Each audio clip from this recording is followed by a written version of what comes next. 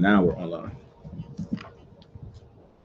So, Revelations 9.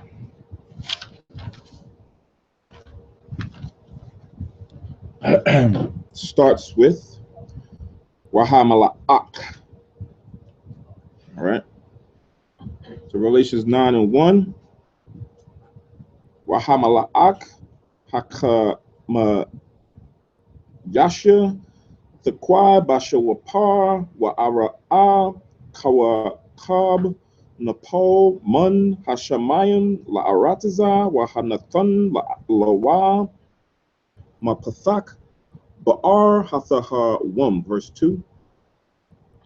Wayapathak Ath Ba'ar Hathahawum Wayail Aishan Mun Haba'ar Ka'ai Shun Kabashan Gada Wo Wayakashak Hasha Mash Waha Rakwayai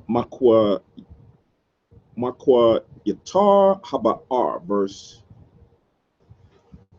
Waman Hakwa Yatar Yataza Araba Ayo Ha'arataza Waya Nathan Laham Shalatan Kashalatan Aikwa Rabia Ha'arataza, verse 4.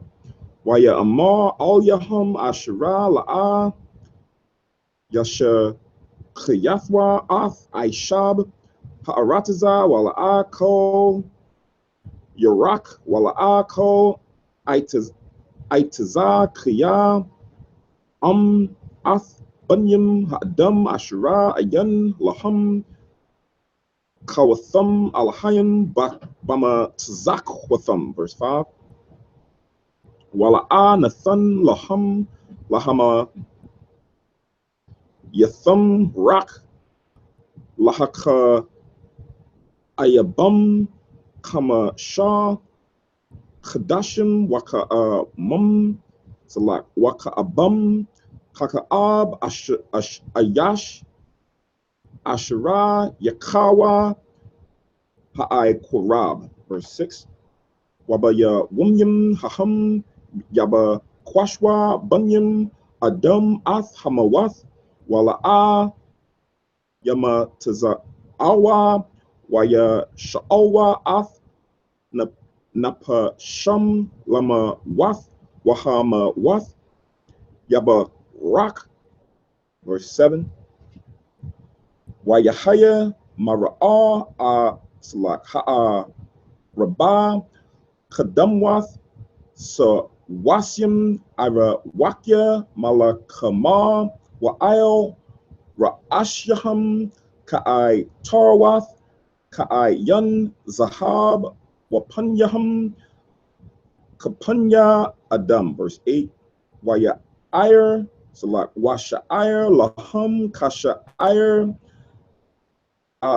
Shanyaham Shanya Ara Ya, verse 9.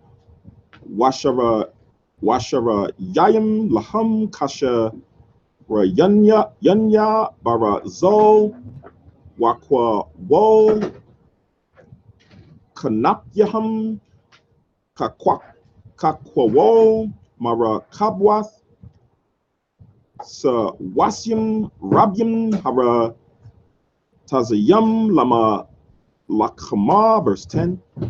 Waza Bunwath Laham Kaza Bunwath Aikwa Rabyam Wa I Kwatazayam Baza Nab Watham Waha Shalatwa La Ainwath Ath Bunyam Ha'adam Kama Sham Kadashim, verse 11.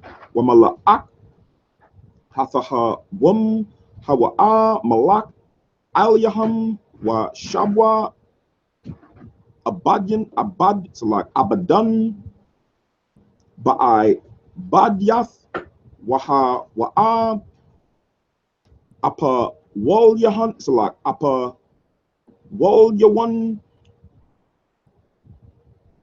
Apollyon Bala Shawan Yawan, verse 12.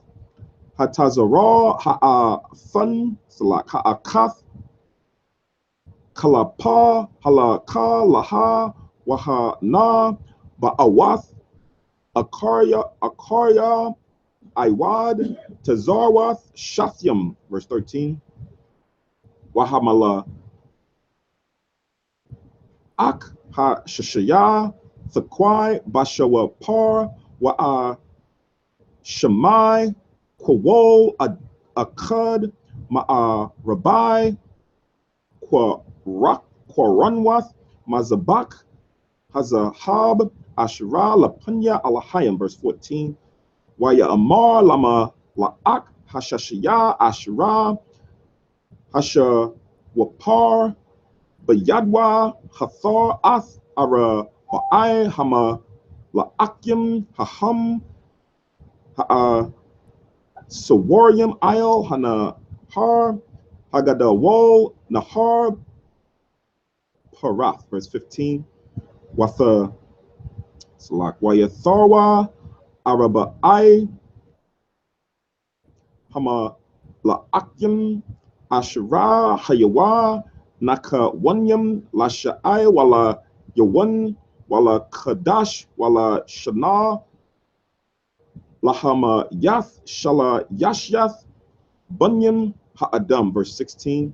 Wayahya, Masapar, Tazabawath, Haparashim, Shathya, Rabba War, Rababwath, Shamai, Thea, Masa Param, verse 17. Wakan, Ra'aya, Salak, Ra'aya Thea, Bama Ra'ath, Wasyam, Warakabyaham, Ashra, Shara, Yanwath, Yaham, Ka'ayan, Ash, Watha, Kalath, Haga Parayath, Wara Ashya, Hasa Wasyam, Kara Ashya, Aryawath, Watha Tazar, Mapa Yaham,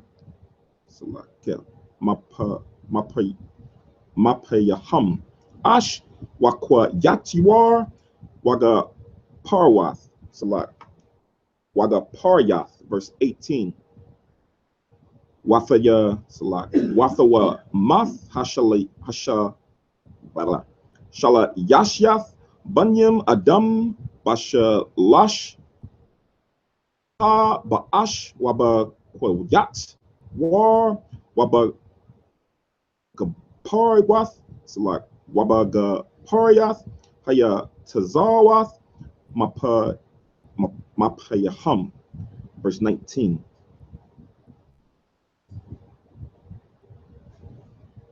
Must be mouths. 19. Kya Kak Hasa Wasyam, Bapa Yaham, Waba Zana Bathyaham, Kya Zanabwatham, the Wamyam, Lana Kashim, Wayash Laham, Ra'ashim, Wabaham, Yashakayathwa, verse 20.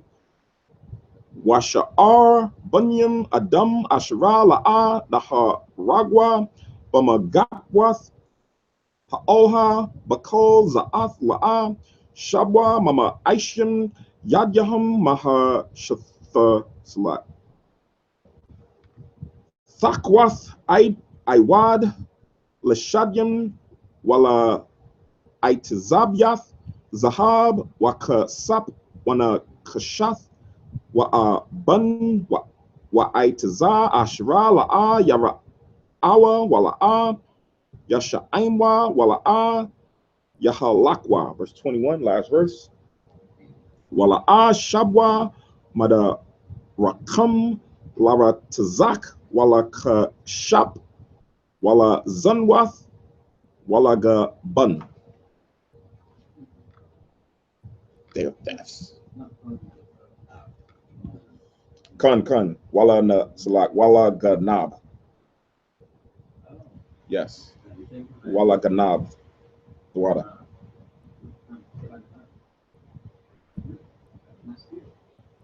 best.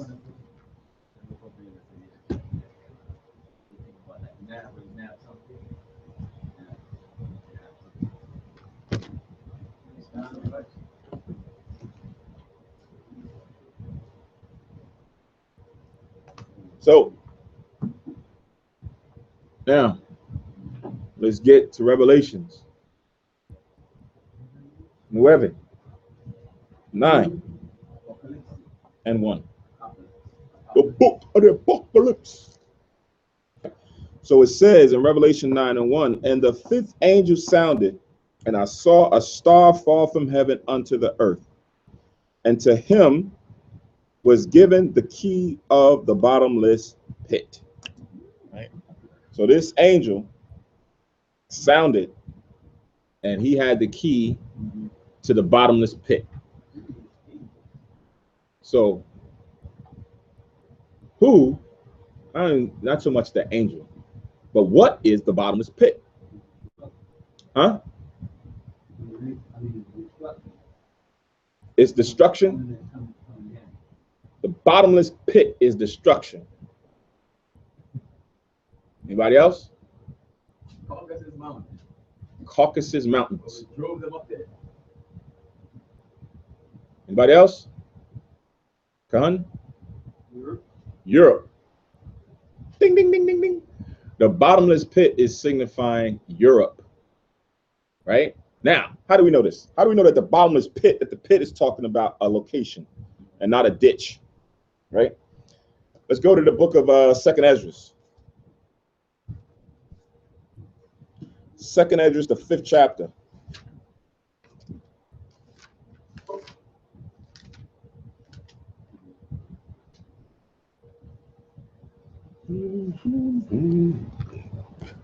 Yeah. 2nd Esdras 5 and 23.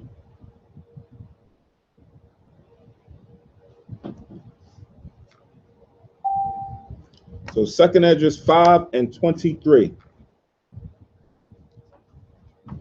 We know when everybody got it.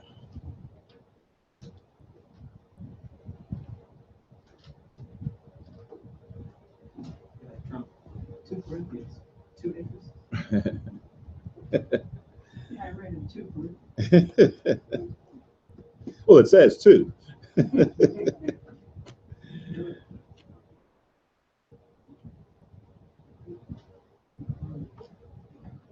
Page 19 in the Red Apocrypha.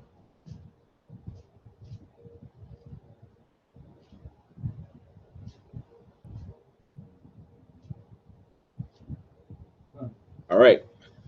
So in 2nd Esdras chapter 5, verse 23, it says, and said, O Lord, that bearest rule of every wood of the earth and of all the trees thereof, thou hast chosen thee one only vine. So the Most High, when we go through these verses, or this couple of verses, it goes into, of all the variety of different things that the Most High has created, he has a favorite or a choice of one of it, right? So all the trees, he has one choice vine. Verse 24, and of all lands of the whole world, thou hast chosen thee one pit. So the pit is signifying what? I'm going to read it again. And of all lands of the whole world, thou hast chosen thee one pit. So it's a favorite place in the earth, a region, a location. The Most High has a favorite place in the earth, which is what? What's the favorite place of the Most High in the earth? As it pertains to lands, it's Jerusalem, Israel. Where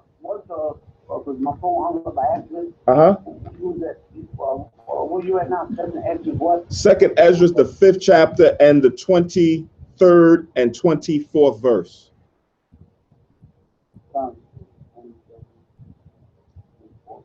Right. All right. Right. So Israel, Jerusalem, That's the favorite pit or place of the Most High. Right? You read that. That's where he chose to put his name there. Right? That's the land that he gave or promised to Abraham. Right? It's the land that Joshua went and conquered. Right? That's the place when David went and finished conquering. He went to Jerusalem and renamed Jebusai or Jebus to Jerusalem. Right? That's the favorite place of the Most High. So now I went there to use that word pit to show that it's speaking about a location or a land or geography in the earth. Right? So now when we go back to Revelations 9:1.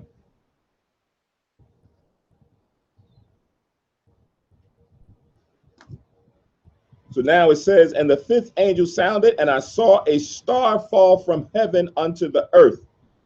And to him was given the key of the bottomless pit. Right? So now the pit is talking about a place in the earth.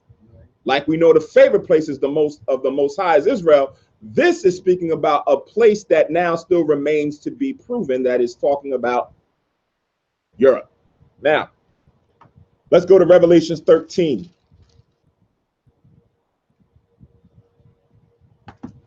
Revelation 13th chapter, first verse.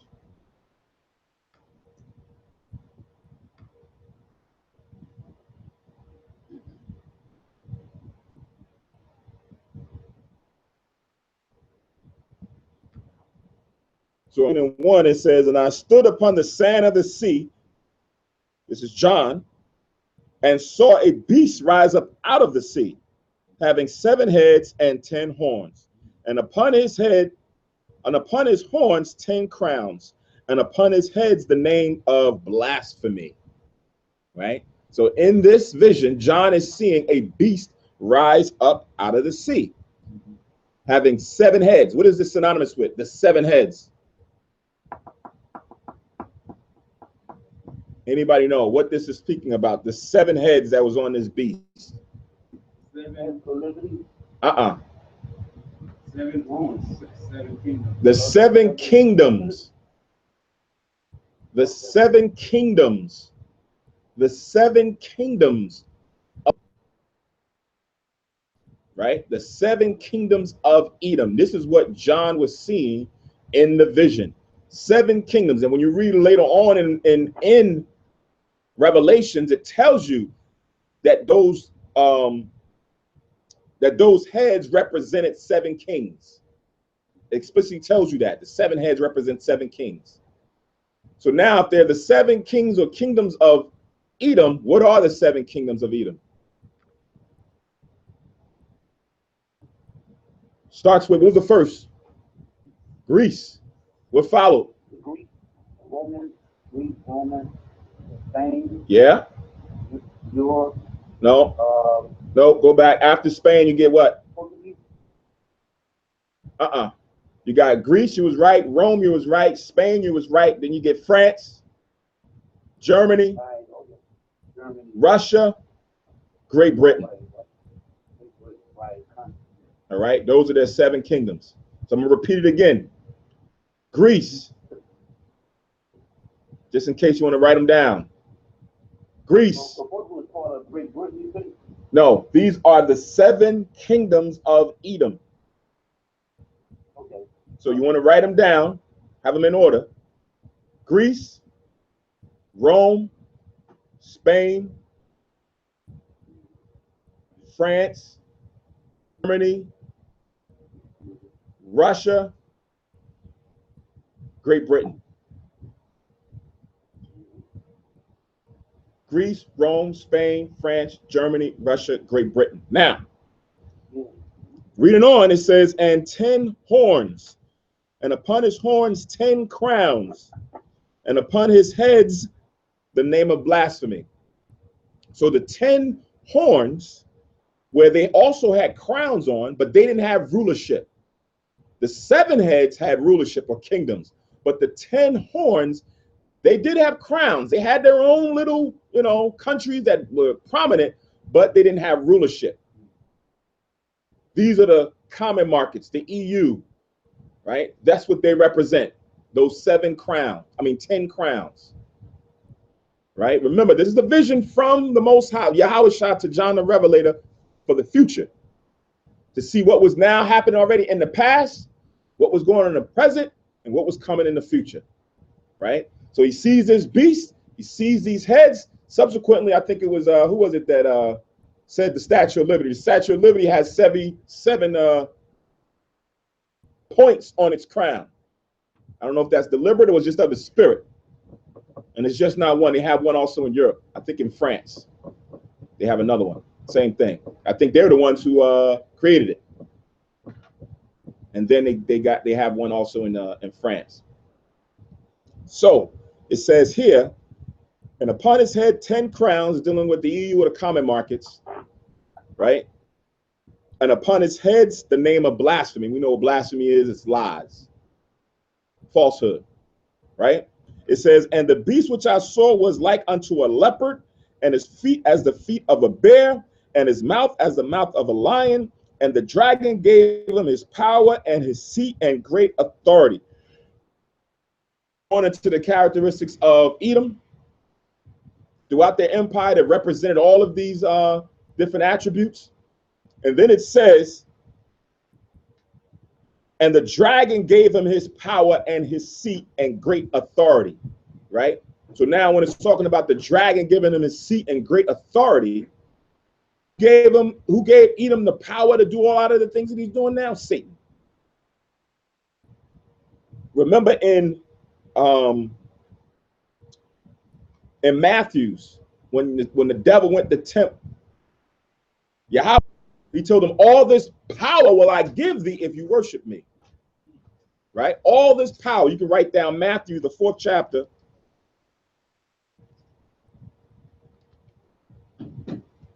Matthew, the 4th chapter.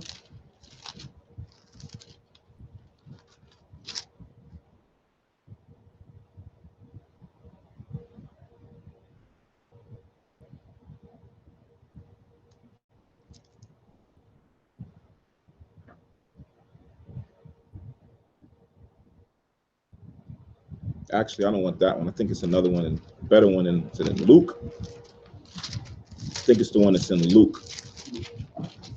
Luke.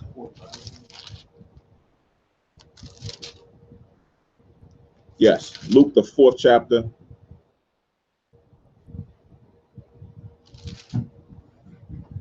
And the 5th and 6th verse. So scratch Mark. You can have Mark, but the main one I want is in Luke, the 4th chapter, because it uses the same wording. Luke 4, 5, and 6. And it says, Luke 4 and 5, and the devil, taking him up into an high mountain, showed unto him all the kingdoms of the world in a moment of time. And to them all this power will I give thee, and the glory of them, for that is delivered unto me, and to whomsoever I will give it. Right? So we just read in Revelations 13 and 2, the last precepts says, and the dragon gave him his power. So Satan, the devil, says, I was given this and I can deliver it to whomsoever I will. If you want it, you got to worship me. You got to follow my philosophy, my doctrine, my ways, right?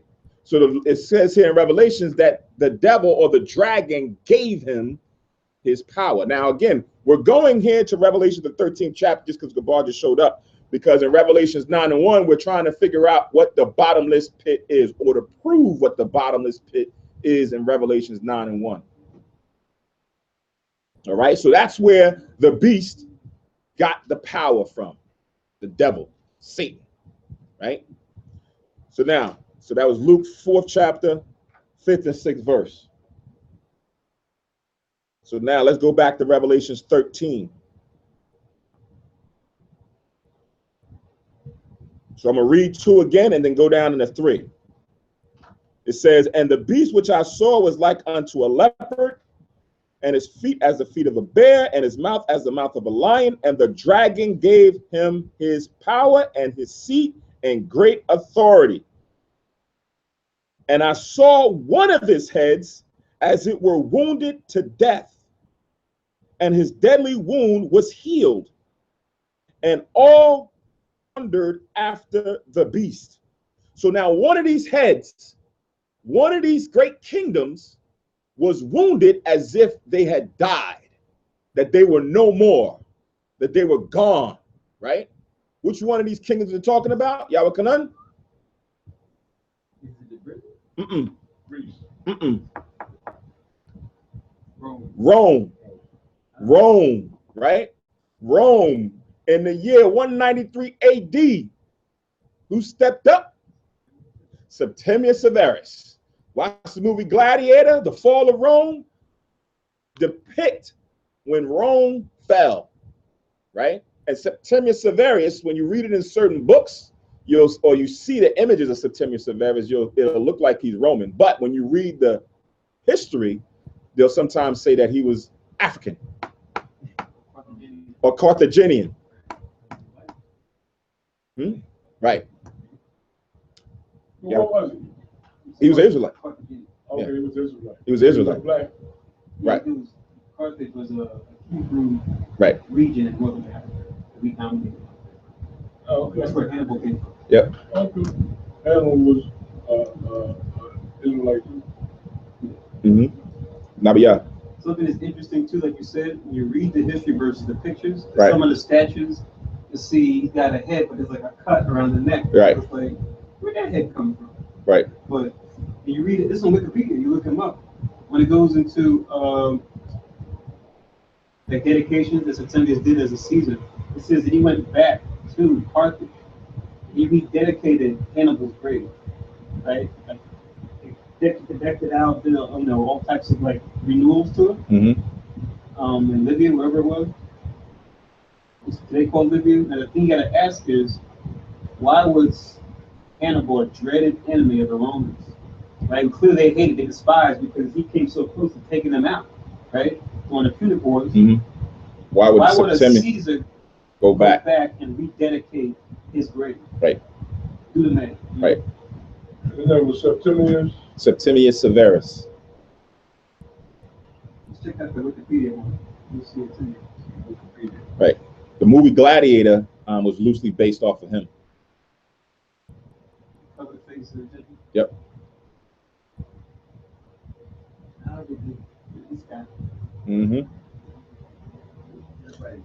So now, reading this verse again, and I saw one of his heads as it were wounded to death, which is Rome, 193 AD. It fell, led by Septimius Severus and the rest of the gladiators that went forth and conquered Rome and pushed them away, right? Pushed them up.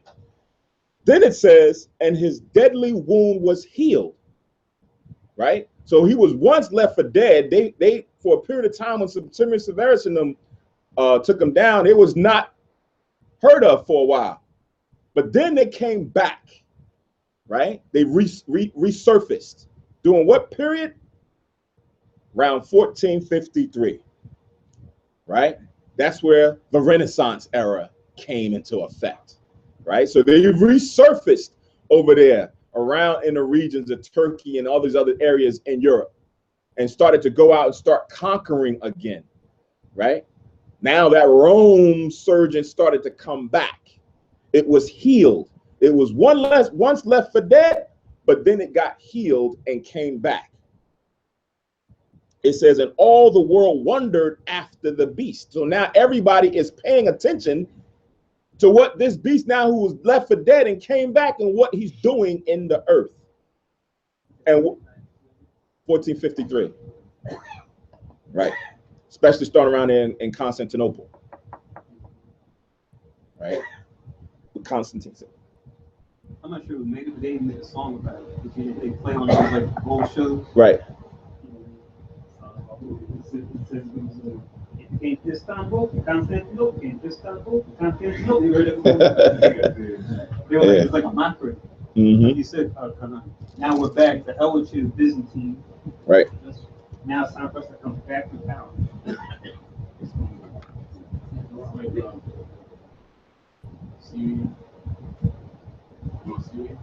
Yeah. You hear me? Con, I can hear you. Was that the movie? Was that movie Russell Crowe? Yes. The Gladiators? Con. It should have been a brother. The movie he had him that he died. Khan. Was that the timid? Khan. Yeah, the exploits that you read about Maximilian is based around Septimius Severus. Because I already said, so this is, he fighting lion time was real. He can pick up these. You know what's up. Right. If he killed lion time was there, this would be his game. Okay. So now that was Revelations 13, 1-3. So now jump to the 11th verse. Jump down to the 11th verse in the same chapter, Revelations 13. I wonder if he wanted in the arena instead of saying Spaniards, Carthaginian. So now, jumping down to verse 11, it says, "And I beheld another beast, the earth, and he had two horns like a lamb, and he spake as a dragon." Right? So now we had the one beast that came up with 7 heads, 10 horns. Now he's seeing something else come up. And this new beast looks like a lamb. It looks innocent. It seems peaceful, and it has 2 horns on it. Right? But when it speaks just like the dragon. Right? What is this talking about?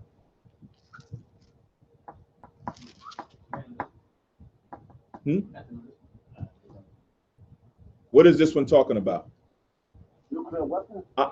This is a beast that now looks like a lamb with 2 horns, but speaks like a dragon. It's dealing with a kingdom, a people.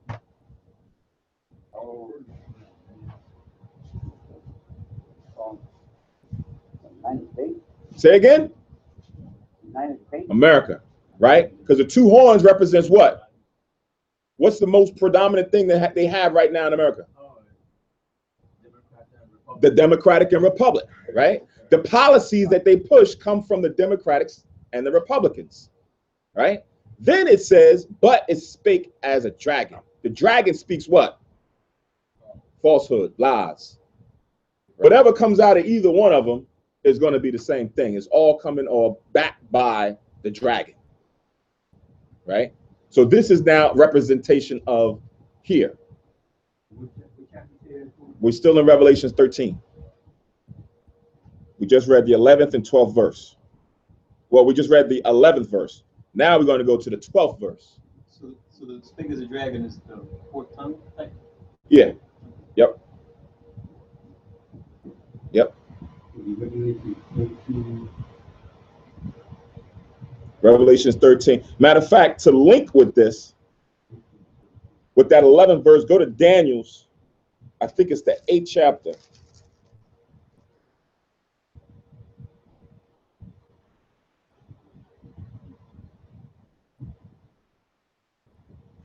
Daniel's the 8th chapter. Give me 1 second.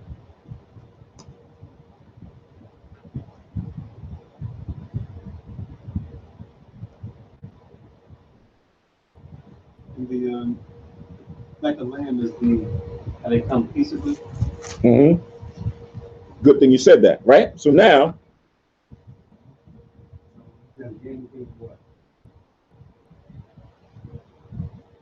this is Daniel's the 8th chapter. And I'm going to start at verse 23.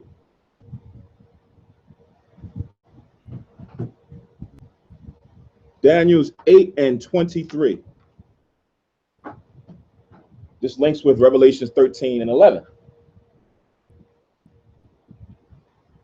And I'm going to stop down at Daniel's 8, 23 to 25.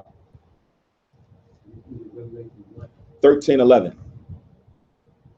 That's why I didn't want to go too deep into the 8th chapter and leave that for later, because I knew that there was going to be a lot of meat here in the 9th chapter, and we're still in the 1st verse. Yeah, I know exactly what we're doing. Revelation 13. Yeah. So, and like I said, to get the understanding, this helps clear up when we read further on in Revelations 9. Then it's like, oh, okay, yeah, it makes total sense, right? So now in Daniel's 8 and 23, it says, and in the latter time of their kingdom, speaking about the Greeks, because when you read up in the 21st verse, it mentions the king of Greece, right? Which is still Edom. It says, and in the latter time of their kingdom, when the transgressors are come to the full, a king of fierce countenance and understanding dark sentences shall stand up, and his power shall be mighty, but not by his own power. Right? We just read the devil is the one who gave him his power. It's not of his own accord. Esau, Edom didn't just come up and just do what they're doing. They had backing, right? It says, and he shall destroy wonderfully, prosper and practice, and shall destroy the mighty and the holy people. Right? So who are the ones who took Israel there you go. Then it says, verse 25, and through his policy, we're just talking about what? Democrats, Republicans, right? Through the two horns from this lamb. It says, and through his policy also shall cause craft to prosper in his hand, and he shall magnify himself in his heart, and by peace, many, right? Pushing out peace, peace, peace, but going around destroying and killing many. Through what? And he shall also stand up against the prince of princes, but he shall be broken without hand. All right. So now it's speaking about these latter times, how it will be done. So Daniel is still also speaking about the same thing that John the Revelator is seeing here in Revelations 13 and 11, right? Two horns like a lamb, but spake as a dragon, right? So now let's go back to Revelations.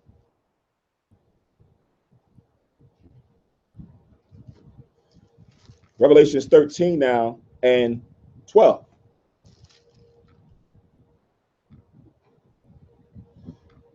So it says, now we realize who we're speaking about in the 11th verse. Now it's going to further give a description about how and what characteristics this one would have. It says, and he exerciseth all the power of the first beast before him. This beast came up after Rome. That's what we just read. His deadly wound was healed. After him, U.S., America, right? And he exerciseth all the power of the first beast before him. How does he do it? Look at our structure of our government. It's the same thing as the one that came before him in Rome. The same Congress, the same one leader like a Caesar, right? You have the same setup structure, right? The same buildings, all that is the same. They just kept it going under a new regime. You look in any law dictionaries, you got more Latin words Yeah. than English. Yep. Exactly. So it says again, and he exerciseth all the power of the first beast before him, and causeth the earth and them which dwell therein to worship the first beast, whose deadly wound was healed. Check that out. Now it gets deeper. And causeth all the world to do what? Worship the first beast, whose deadly wound was healed. Now, we was talking about worshiping of the image. When and where did the image come from? The image of the beast, and we said it was primarily dealing with whom?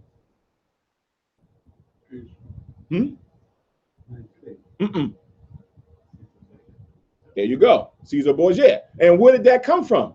Who did that? Europeans. More specific. The Renaissance. More specific. Rome. There you go. Rome, right?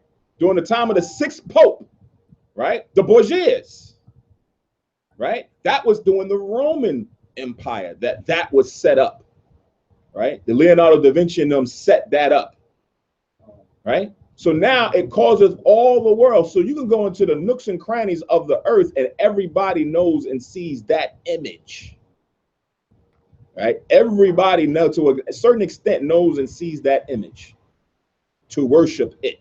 Now, when you worship the image, you're just not looking at the image and just worshiping the image. You're worshiping the policies and the philosophies and the doctrine that come with it. right? Because there's teachings that come with it. When you read it when you read in, I don't know if it's this chapter or the 12th chapter. I think it's this chapter.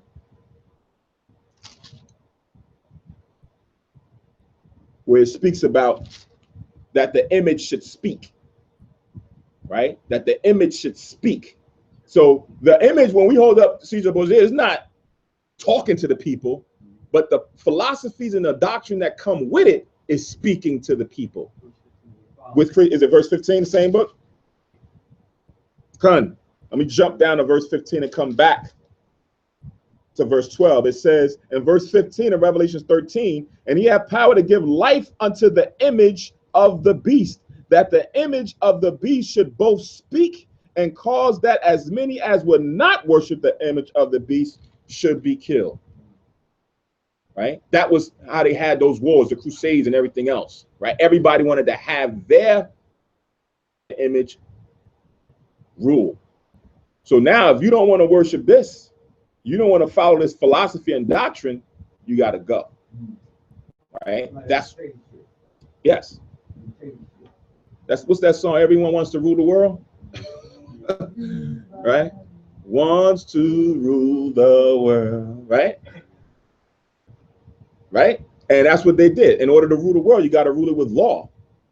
You got to rule it with some image of what is righteousness to have everybody else follow it. Right? Muslims did. They said, listen, you do this in the name of Muhammad or whatever. Right? They had their cobblestones and this things and all that. That's what they went and did, try to do during the times of the Crusades. Al-Qanan. Yeah, the Greeks and the Romans that came with the sword. Yes, with the image. With that image. Make sure that beat it in. Mm-hmm. Not to go into it too much, but remember that special we were talking about, where they had people who were doing body modifications, right? More European. They had this guy in Southeast Asia who they were short people. He had spent some time, I think in England.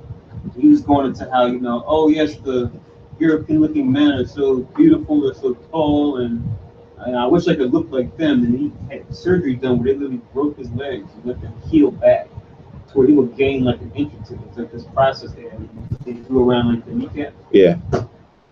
Where he went through all this trouble, all this pain, just to be a couple inches taller. He went to another woman about how she bleach her skin and how to use contacts and stuff. But he went through this horrible surgery just to make himself taller.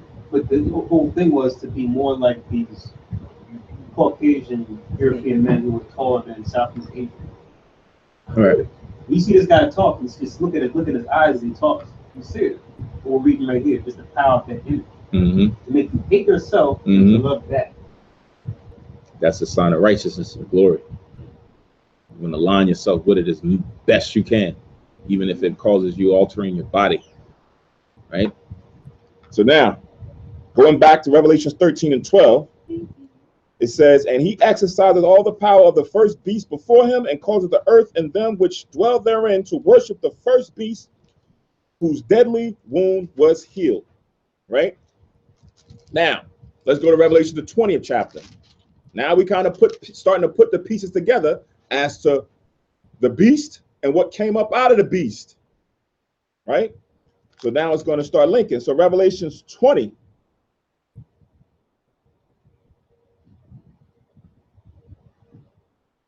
You for or you against. No, Revelation the 20th chapter, first verse.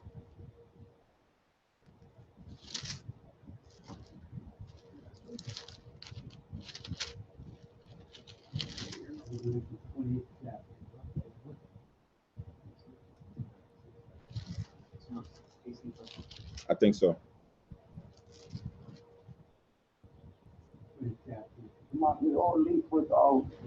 This all links with one. This is all going into the bottomless pit, because the bottomless pit is going to be mentioned in various times. So I'm honing in on this one, so that when we read further, it just aligns. It just makes sense, right? So Revelations 20:1, it says, and I saw an angel come down from heaven, having the key of the bottomless pit and a great chain in his hand. And he laid hold on the dragon, that old serpent, which is the devil and Satan, and bound him 1,000 years, and cast him into the bottomless pit, and shut him up, and set a seal upon him, that he should deceive the nations no more, till the 1,000 years should be fulfilled. And after that, he must be loosed a little season. We kind of just read it a little bit back in Revelation 13. Third verse, and cast him into the bottomless pit, and shut him up, and set a seal upon him, that he should deceive the nations no more, till the 1,000 years should be fulfilled. And after that, he must be loosed a little season. Yaukanan. After the Roman Empire, after brought in the Roman Empire, Right. You didn't hear too much of it about them for about 1,000 years. Right. They came back in the Renaissance. Right. Because it's a big gap. It's like, where was Rome? Right. And they fell. Right. So that's exactly right. When the Romans was when the Rome fell, right, they were shut up for a period of about 1,000 years. And then it says, then they must be loosed for a little season, right? So when they came back during the Renaissance period, right, they came back with a resurgence. This was them letting them to be released or loosed back into that region. They resurfaced back up in Europe. Where is this talking about taking place? In the bottomless pit, right? Not in Israel, but in that region, right? That's what this is. That's where the location of this is speaking about, right? This is where he resurfaced, but resurfaced with a different name that was going to be going forward. That's what we just read in the 13th chapter. So now we get more about this bottomless pit, how the Lord had the angel have him go into captivity for a period of about 1,000 years, 193 AD to 1453 AD, and then come out in 1453 and be let loose for a little season. Gabar. Okay, that's 1,000 years between 193 and 1453. Roughly about 1,000 years. Actually, the quote-unquote official fall of Rome. Right. It was taken over by the Goths, the Visigoths, and the barbarian tribes, they call it. That was 476 AD. So technically, the 476 to 1453. Just look up Dark Ages in any dictionary, and it'll tell you the year, how long they call the Dark Ages. And that's the 1,000-year period. So when you start from 193, we included in that because that's the fall. That's the beginning of the fall of Rome. That's when Septimius began. That's when the initial conflict happened, and that began. So like we was mentioning this evening in class, time sometimes is missed when you don't fill in the gap. So it draws in the mind, you start counting, but it started at 193, and then they went around, and the stars still kept warring and fighting till it completely fell. So in 193 AD, it wasn't that was the total fall of Rome. That was the beginning. That act that happened with Septimius Severus was the beginning of the fall of Rome. And then it took a while, and then it was totally done. Almost the same thing as when people talk about, I see you, Paquat, when we fled out of Jerusalem, 70 AD, right? Others are also added, said it didn't finish totally till around 73, 74 AD, when all Israel was totally out. But at beginning there with Titus and Vespasian, it happened in 70 AD, and that's when the massacre and the killing commenced. And then it ended totally a few years later. Paquad, and then Nabiyah. So like what's happening right now, when America went off the gold standard, that's when America went and started to adopt, their currency and went off the gold standard. This symbolizes the start the falling of America. It's like when they said the eagle has landed, and the Most High said, "Then will I bring you down." That's the beginning of the falling of America. Even until right now, it's still falling. But the final fall is gonna happen when Yahweh comes back with America falling. It's a gradual process. It's the same thing like that. Falling right now. Good. I got a question from Aqua Vicky. She asked, don't understand, Satan will be chained up in Europe for 1,000 years? That's capital. That's what Satan already happened. Right. So Satan here, when you read it, as far as for Satan the devil, this is all inclusive of empire. Because remember, the power came from who? The devil, Satan. But that had to be bound up. That philosophy, that doctrine, that information, that poison that he was pushing had to be bound up. All of that had to be bound up with Esau for a period of about 1,000 years. We're talking about Esau's kingdom, primarily. Satan giving him his power and rulership. That's what we're dealing with when we're reading all these chapters in Revelations. It's primarily honing in on Esau, Babylon. Were around. It's not to say that the other nations who are not in the spirit of Yahushua, like the other nations, they now were following Yahushua or anything. No, they were still going off too, right? They were still going off, but this is not dealing with Ishmael. It's not dealing with Ham. It's not dealing with Elam. It's not dealing with Moab and Jah. This is dealing with Edom. That's why they set the tone as far as for the 7 heads and 10 horns of this one beast. We're only talking about this beast. So now with this beast and what Satan was giving him the power to do, that had to be bound up. That had to be suppressed and brought down for a period of a while, and then now come back later on. Pourquoi? Right. And another misconception about Revelation that makes a lot of people make mistakes. When they hear Revelation, they think the future. Right. Revelation is now, current, and future. Right. Some of Revelation is past. That's already passed. Yeah, some of Revelation is past. As we read further down, it happened already. Right. It's an unfolding story. Right. But when people hear Revelation, oh, that's in the future. Right. Yeah. Or when they hear Jeremiah, they think, oh, that's just old time. That's past. It's all done. No, this thing in Jeremiah hasn't happened yet.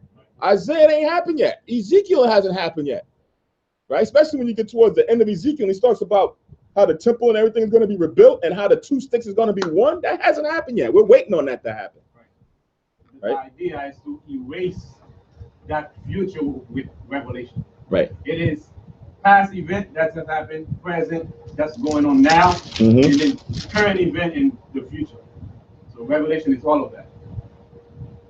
Right. So now again, this bottomless pit that had to be chained up. That's why precept must be upon precept, precept upon precept, line upon line, line upon line, here a little, and there a little. It says not just chronological, read from Genesis, Revelation, like it's the story. You gotta go a little bit back here, you gotta go a little bit forward here to get the timeline. It's not all chronological order. I kind of think about a little history, right? A little what's going on historically, right? Yes, we see what happened. Right. All right. So you can write down Revelations, the 17th chapter.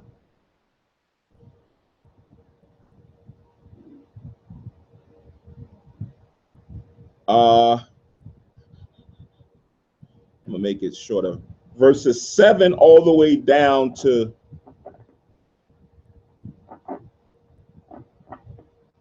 13, but I'm gonna read verse 11 to 13.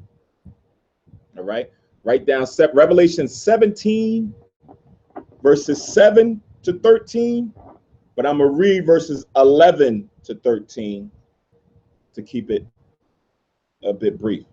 So here in Revelation 17 and 11, it says, and the beast that was and is not, even he is the 8th, and is of the 7, and goeth into perdition. Right? And the beast that was, Rome, and is not, it's not set up anymore. Even he is of the 8th, which is who? America. Right? Because it adopted all the same things from Rome, but Rome is not ruling and in power no more. But America is of Rome. Right? So I'm gonna read it again. And the beast that was and is not, even he is the 8th, and is of the seventh, right? So he is of all of them same that came before him. Great Britain. Where did America come from? About to do July 4th in a few weeks. Got independence from where?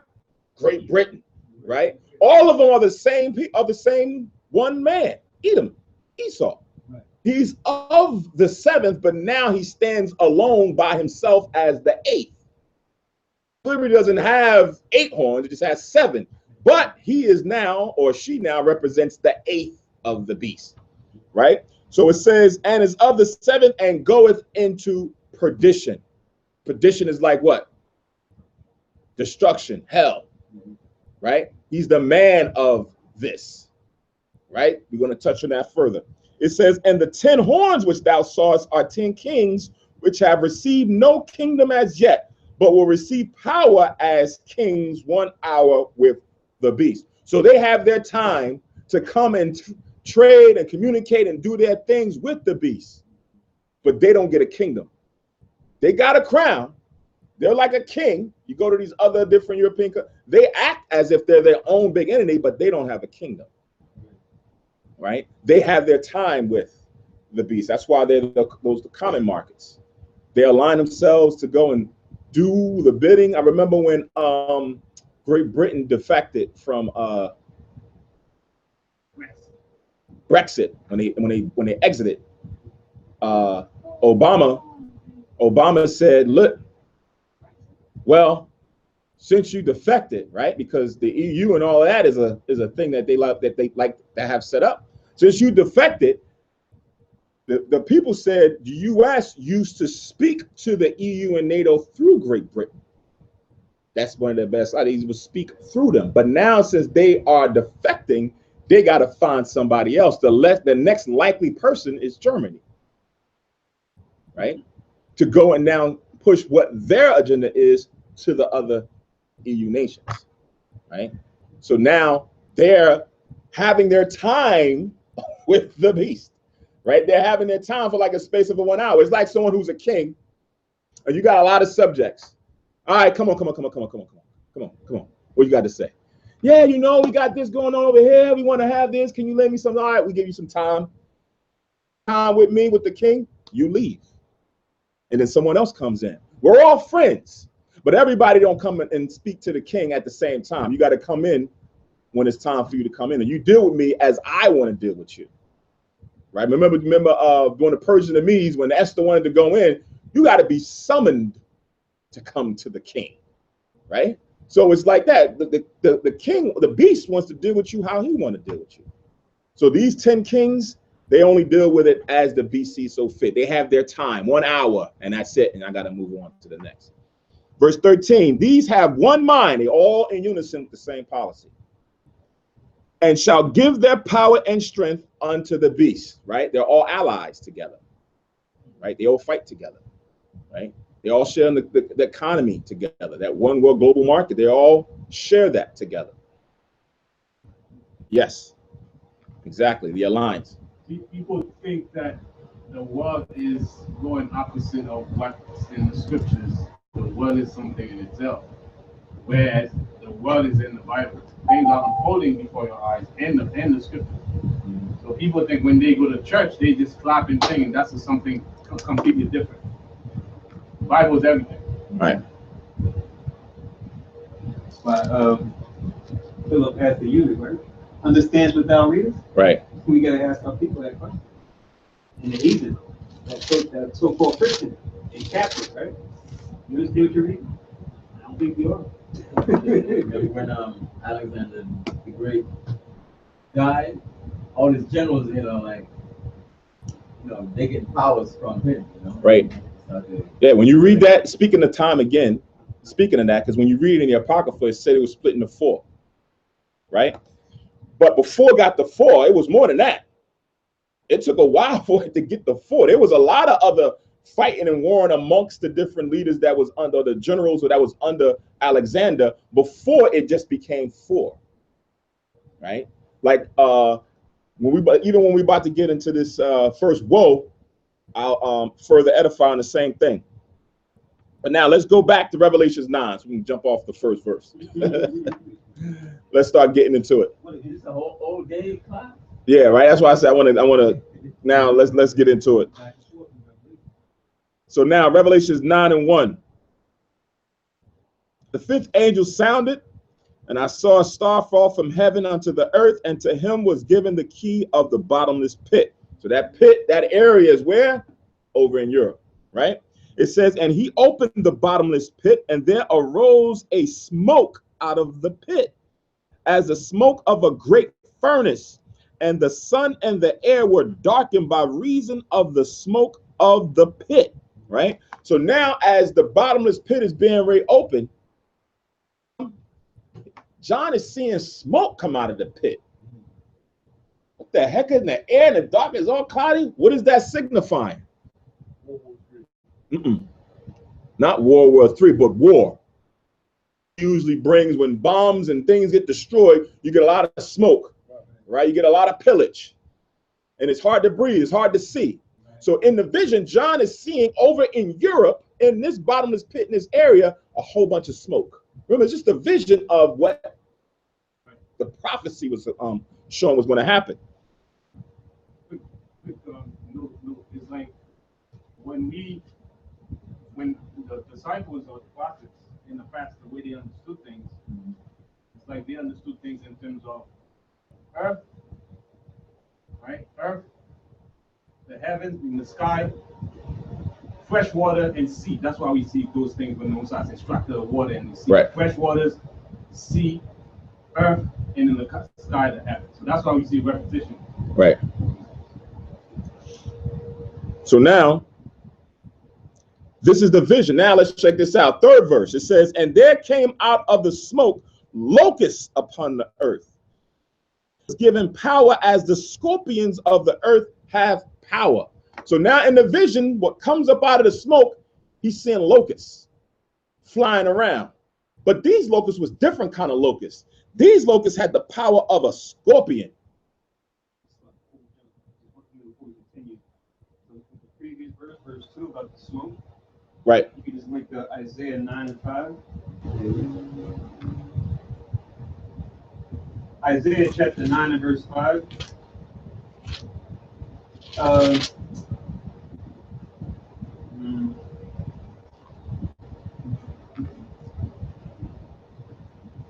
You know what?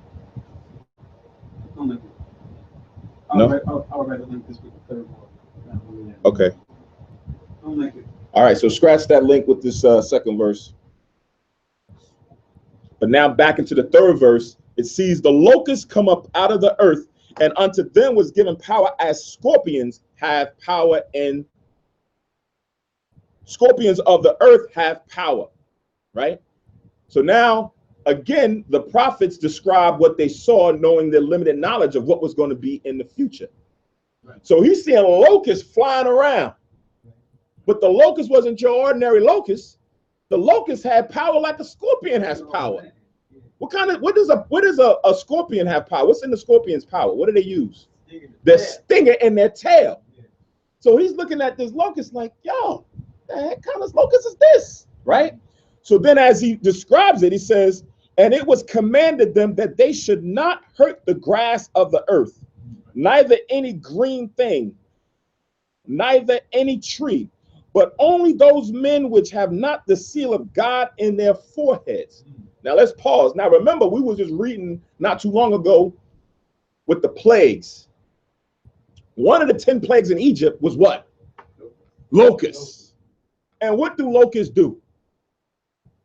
Destroy. But what else do they do? Nabaya. Yeah.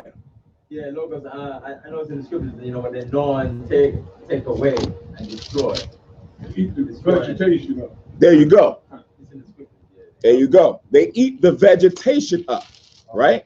When the locusts came, at that time, the Most High sent them, and when they came as a swarm, and they swooped down and ate up all the green things, all the herbs, all the plants, to leave nothing, right? That was the plague that the Most High put on the Egyptians.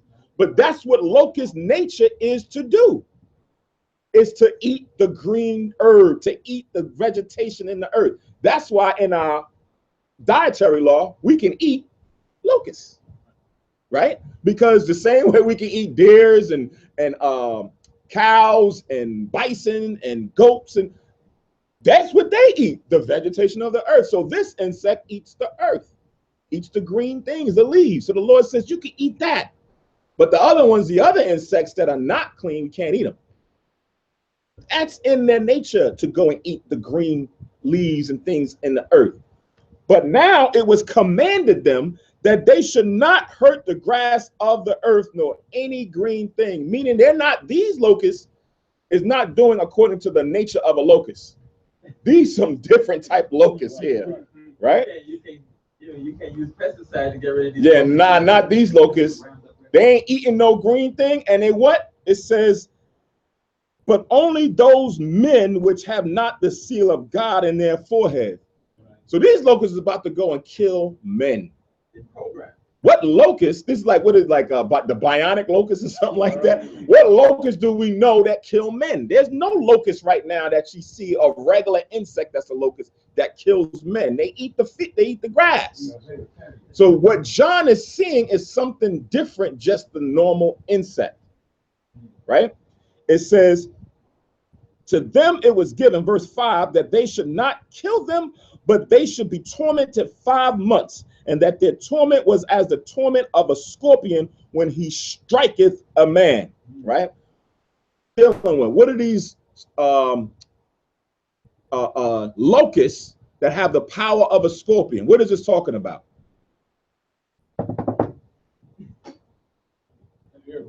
The what?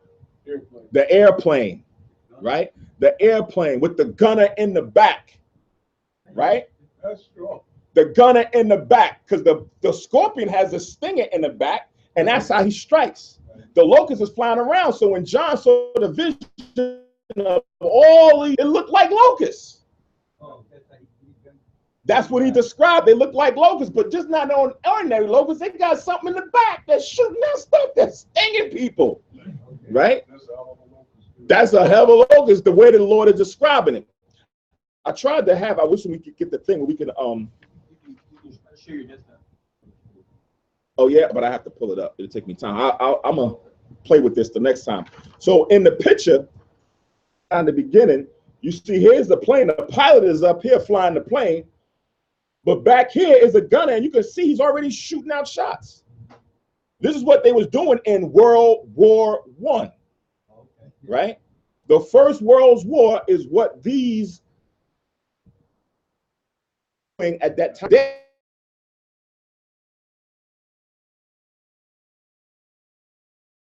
Time you sit and think that these planes, these jets, these fighters is way more advanced.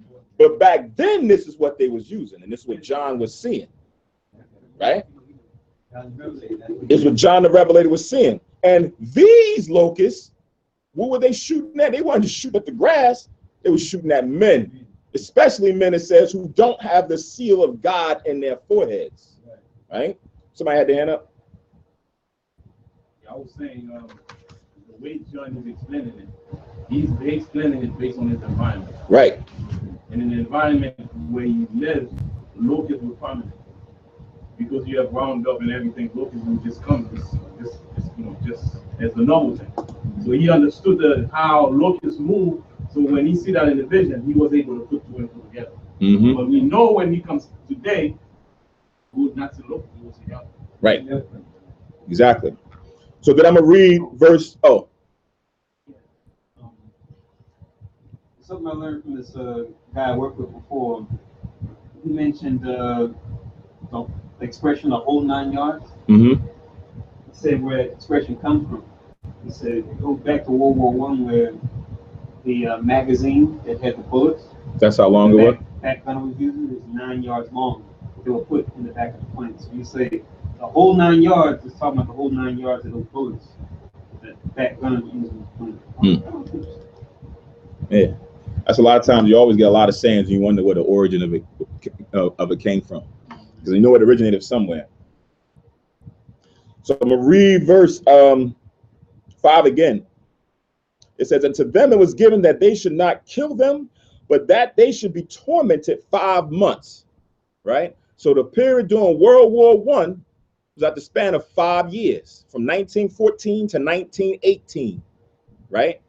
1914 to 1918 was the first World War fought over there, and where? The bottomless pit in Europe, right? Where they had these type planes back then fighting one against another.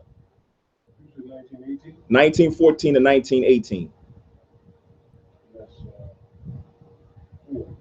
Right, so 14, 15, 16, 17, 18. Now, keep in mind, like I just mentioned, the war just didn't just pop off in July of 1914, like all of a sudden everybody said, oh, you know what? We're going to go to war. There were already a series of events that led up to the war. So that whole span of what that was about the span of 5 years. As far as for the actual war just setting off, they'll say July of 1914 to like November of 1918, when everybody got together, but they don't include everything that the Most High did to lead up to that. It's almost the same thing we were just talking about with Septimius Severus and how he started the downfall of the Roman Empire in 193. That led up to around the time of 400 something AD, where now it totally fell. And then 1,000 years later. So again, that time of understanding the events that lead up to it or follow it is key. They're actually in Ezra when we go into the eagle. Yep. It makes the difference between the one group versus the other. Yep. Come. So now,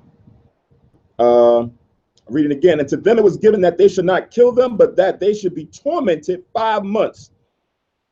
And their torment was as the torment of a scorpion when he striketh a man.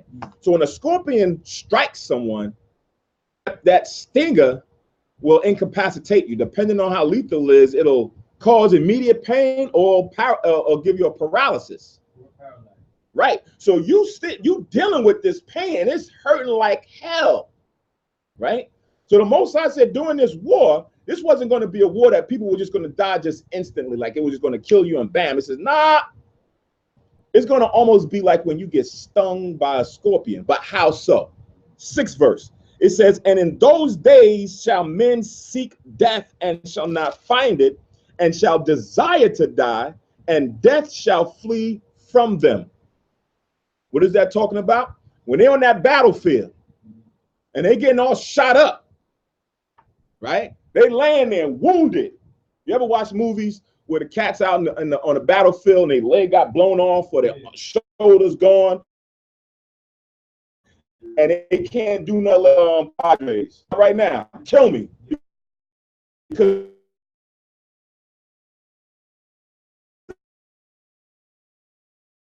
the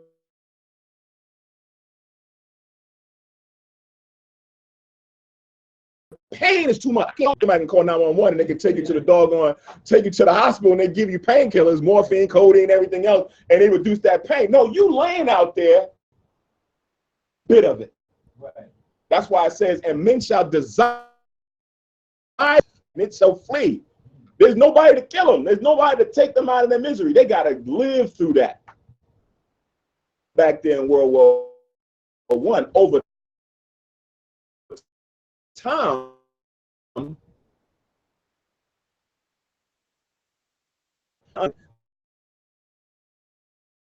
that they place to go there.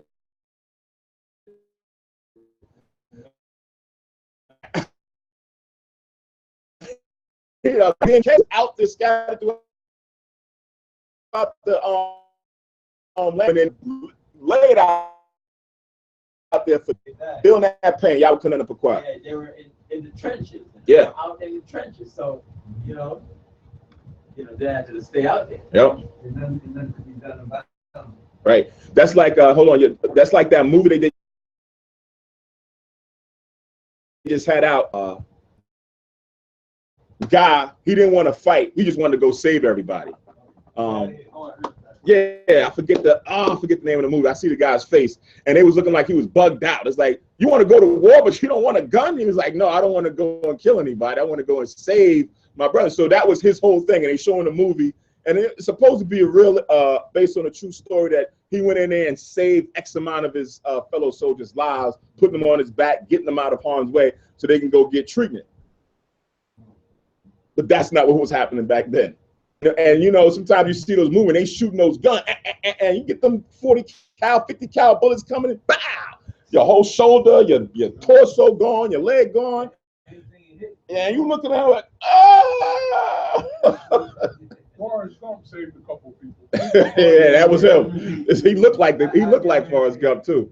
For quiet. Yeah, I was saying, this is like a sign. I was talking to this older guy. He about 7. Right. He got full of strength. He said there are 3 things that really matter.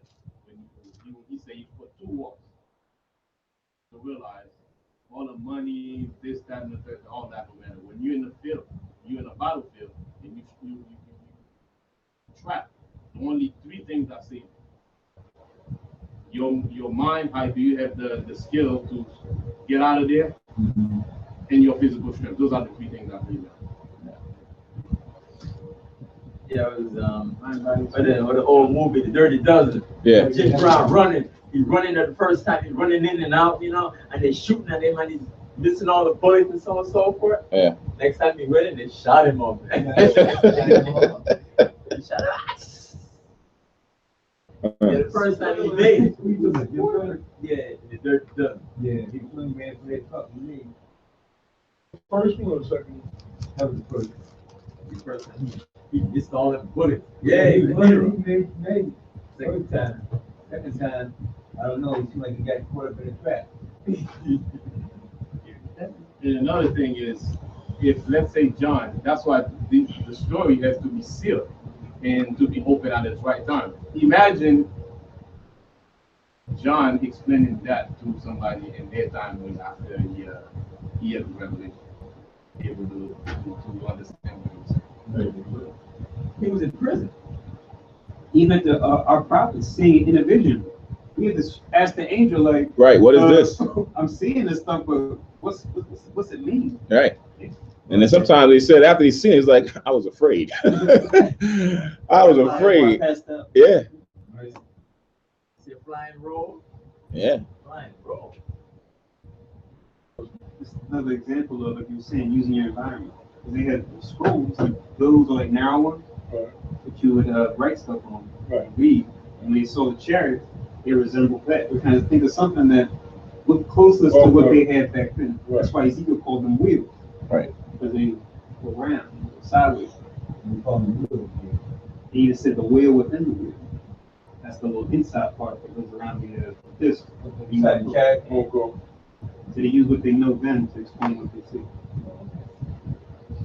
So now, reading verse 6 again. And in those days, Revelations 9:6, and in those days shall men seek death and shall not find it, and shall desire to die, and death shall flee from them. So them getting jacked up on that battlefield, there was nobody to take them out. They had to lie there and feel that pain until the time either someone did come or you just died right there on the field. And the majority of the time, you felt that pain for a long time until you died. Right.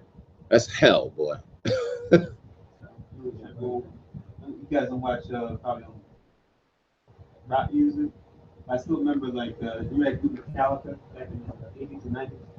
They're still kind of around, but they had that song called One. And I'm not sure what movie they had in the video, but it's like they have footage from like, it might have been some old like war movie.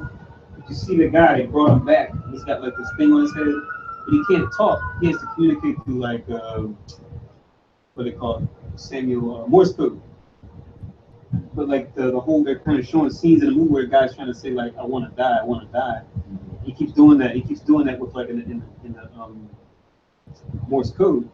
And then people at the hospital kind of like, we can't kill him, you know. So we saved him alive, but he's saying it over and over again. I want to die. Someone please kill me. So it's kind of interesting. And that's based on a true story. That those scenarios happen a lot. Speak on it that way, you know, where people that even still alive today can read this and be like, yeah, that was me, or my buddy went through that. And because folks in World War I are still alive today. Yeah. They read this with understanding. It's like, imagine the reaction they had. Yep. You know?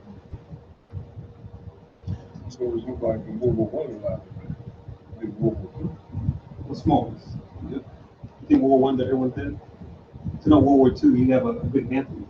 I feel like there's still World War I. You may have to, because I mean, let's say it'd be a very small handful because it ended like what 1918. So you would probably be around at the youngest 18, 19, 20, if that. If you were of the youngest of the generation that fought in World War I, that means you was born around 1890 something, right? There will be few. Yeah, very few. And in Europe, they live a long Yeah. there too.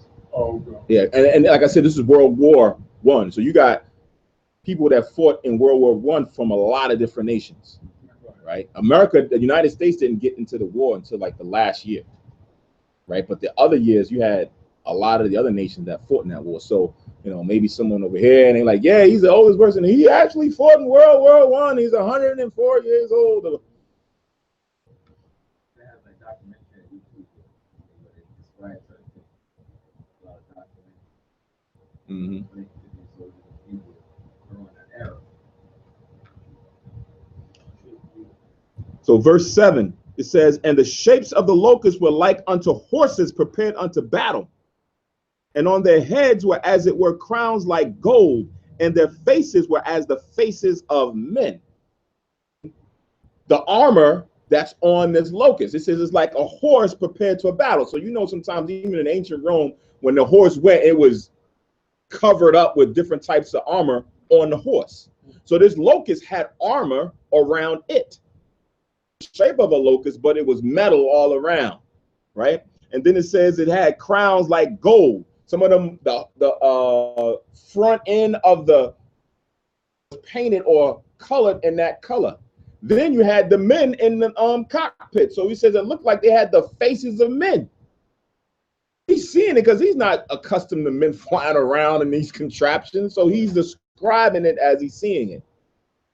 So the locusts were like unto horses prepared unto battle, and their heads were as it were crowns like gold, and their faces were as the faces of men. Even when you look at some of the, especially in the German soldiers, their helmets, they used to have gold helmets with the spike on them, right? So even seeing them, he's looking at them as something's foreign, right? Like, man, I see the guy in the cockpit. I see the guy in the back.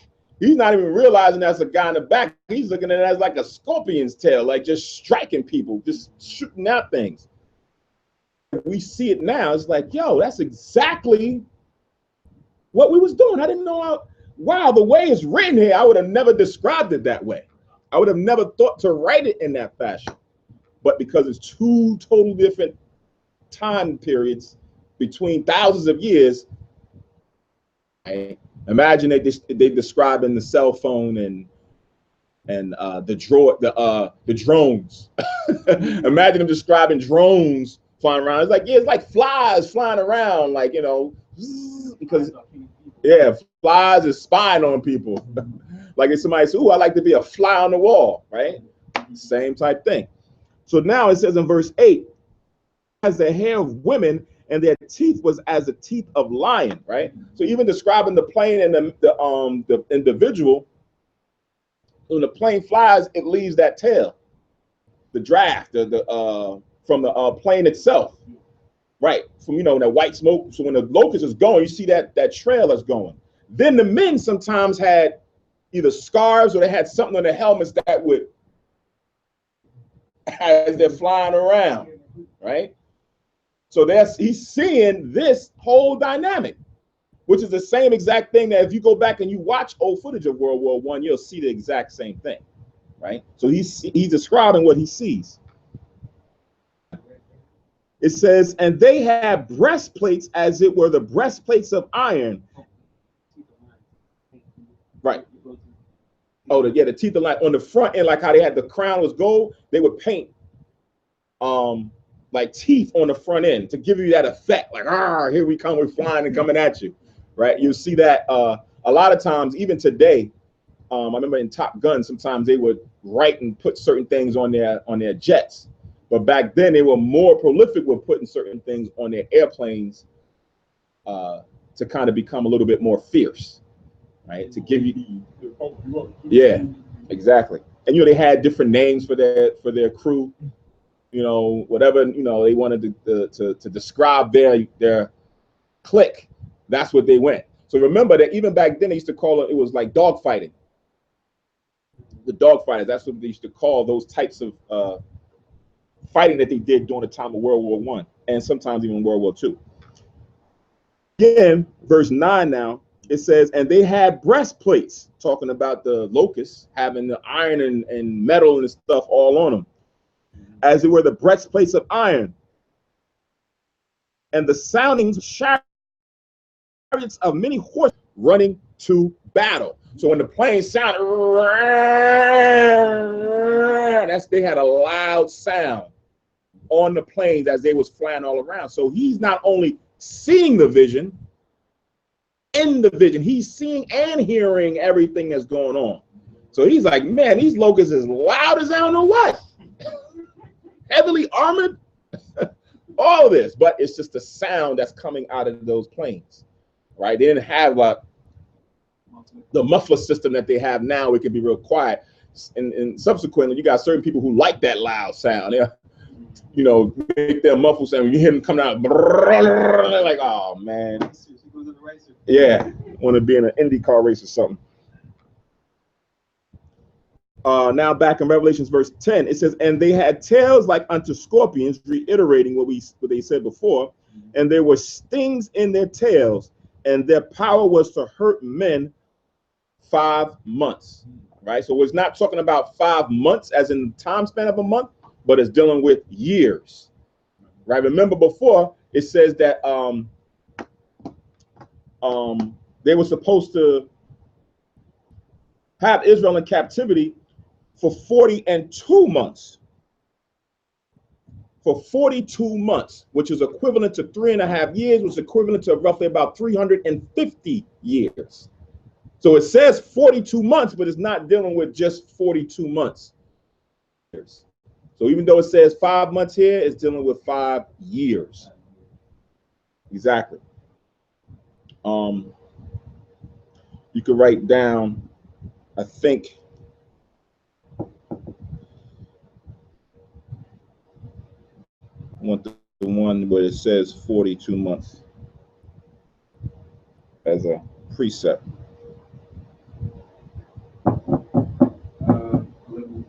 11 and 2?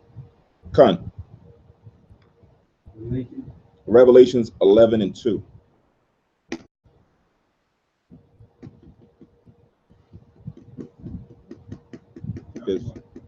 That's why when you look at when Musa said those things have to come to pass, knowing what happened in World War I, America stayed away from it. Right. Right? They claim neutrality. But they know any war won't be good for any country. Right. And that's how they maintain themselves. But now to see that they're going out there, warring with everybody, you have to see that there's a force that's pushing them, to get involved in these conflicts. And eventually it's going to escalate to World War II. And there will be no winner in a nuclear. Right. Con, the elder just text messaged me a picture of verse 8 about, and they were the teeth as the teeth of lions. So here's one of their planes where they painted the teeth of a lion on the front of it, and then you can see, and you can see the men standing on the plane, right? For those who are online. So this is dealing with what we're reading here. This is what John saw. So imagine him seeing that. Man, what kind? He got teeth. Not knowing that this just painting that's on there. He's seeing what he exactly.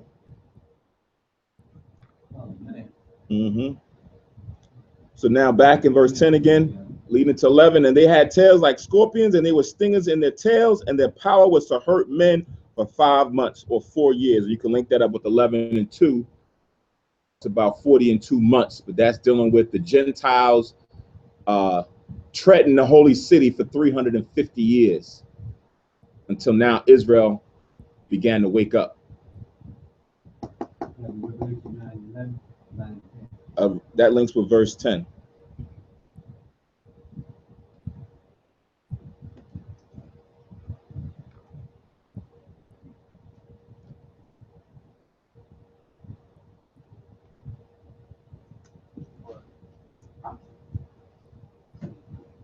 The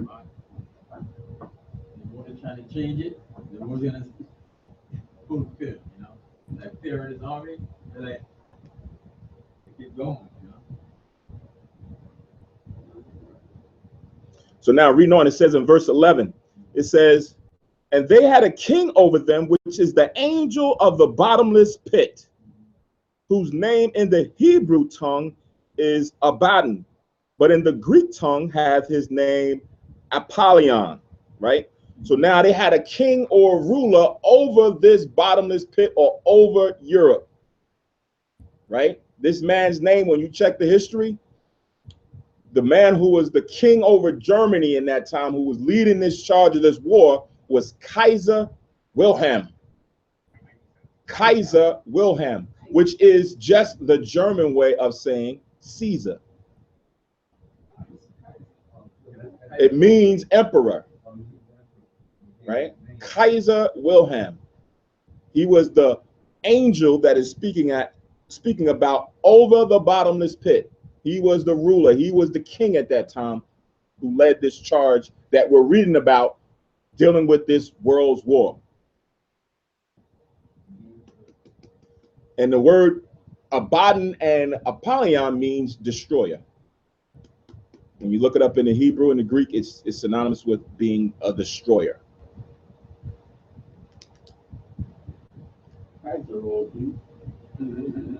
Right, so when he's seeing him in the vision, he's seeing him as the emperor, the leader, the ruler, the king. Right, and he's now knowing or seeing that his name that was written on him or having there was, that's what Yahushua showed him. And he was able to mention that in the Hebrew and also mention it in the Greek, because that's what we spoke back then. Hebrew, Latin, and Greek. Destroyer. Apollyon means it? Yeah, both of them. Come. Kaiser Wilhelm. Scheisser. So yeah. A Caesar roll, please. Yeah. Put some butter on. Give me a Kaiser roll. There you go.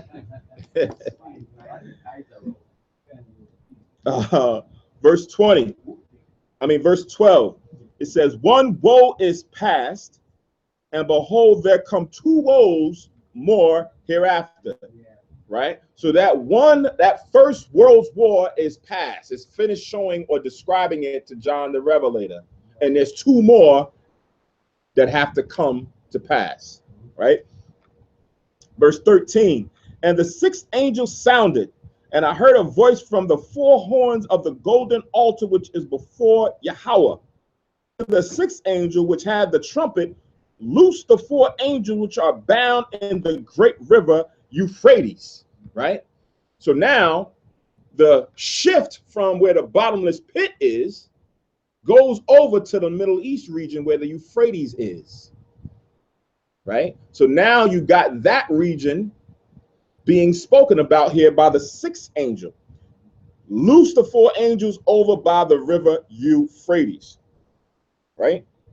It says, and the four angels were loosed, which are prepared for an hour and a day and a month and a year, for to slay the third part of men. For to slay the third part of men. Now, when it's talking about slay the third part of men, it's not literally talking about slaying a third portion of all men that's in the earth.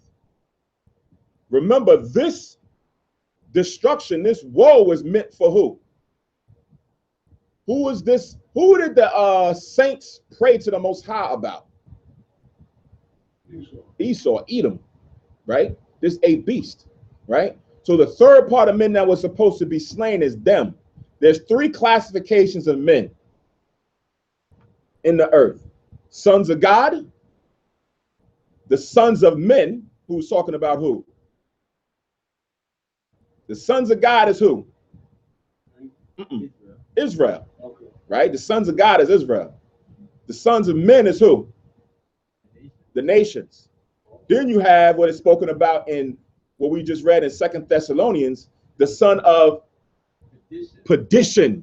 Remember, it says that he was going to be loose for a while and had to go where? Into perdition. This says that the son of perdition had to be revealed. That's what we read in 2 Thessalonians, the 2nd chapter, right? Israel had to fall away first, and then that man had to be revealed. Who was that one? Talking about Edom, right? So this judgment is for them to be destroyed and slayed. Them for their destruction. Not to say that the nations ain't going to get it, but all of this is centered around them. That's why we first started with the bottomless pit and who came up out of it. War over there that they did, right? Amongst themselves. Then now it describes their king or ruler at that time. Now we're moving forward and it's talking about them slaying the third part of men, which is dealing with Edom, the beast, right? Okay, the son of man was who again? The son of men of the nations. Remember back in Genesis, I think it's Genesis.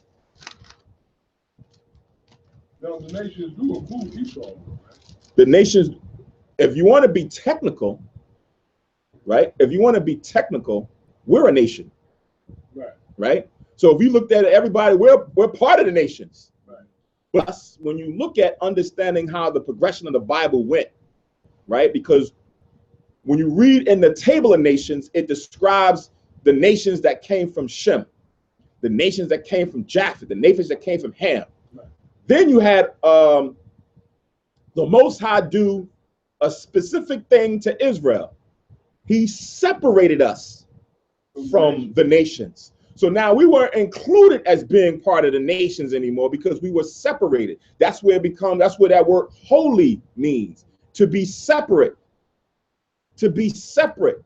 Because when the Most High gave us the laws, that separated us from everybody else. So we are not included as being nations anymore.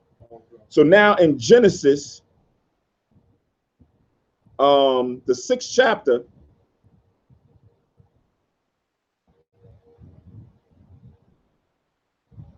Genesis, the 6th chapter and the 4th verse.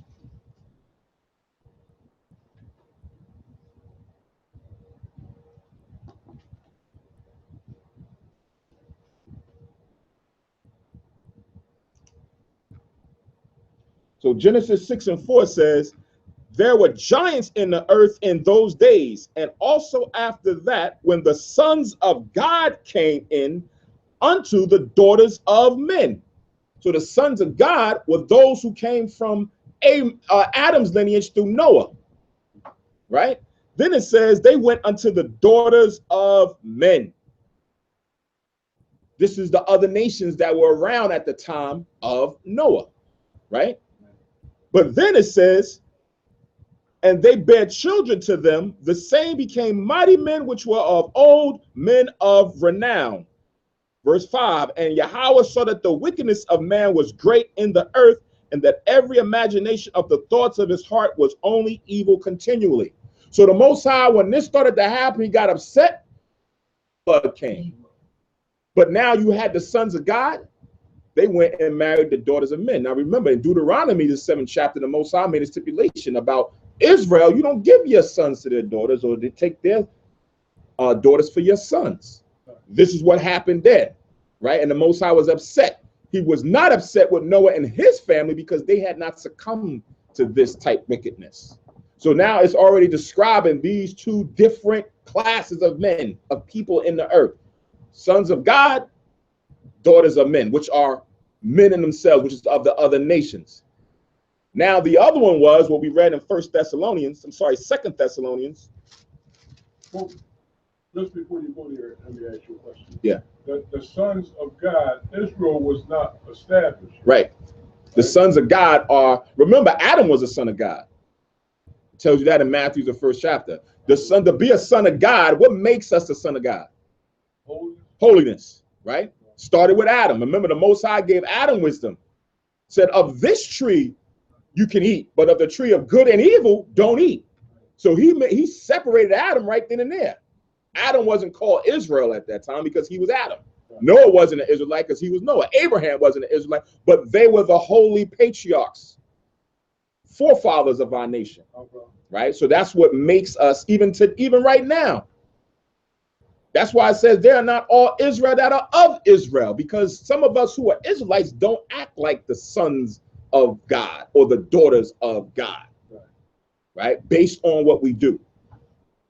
All right, so that was Genesis 6, 4, and 5. And just to make sure everybody had the same precept, go back to 2 Thessalonians 2.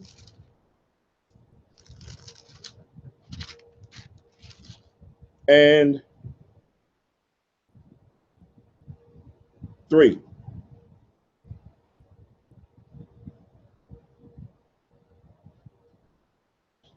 Second Thessalonians 2 and 3.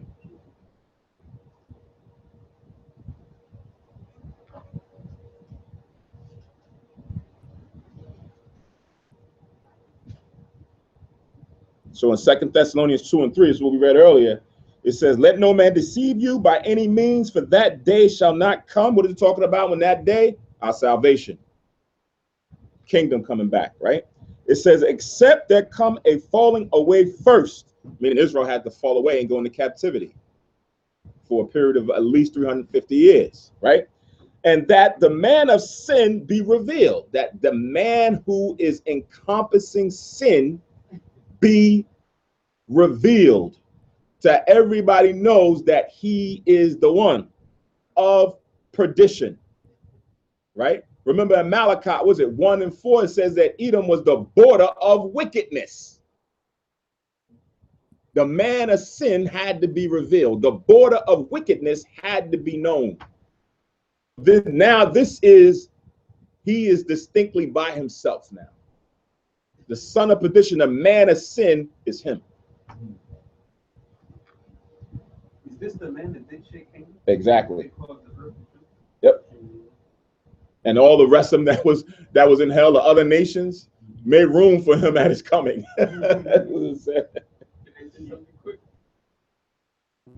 Road to Perdition, starring Tom. Yeah. I remember that. 2002. Yeah. Man, was that long ago? Daniel Craig. Man, that was a long time.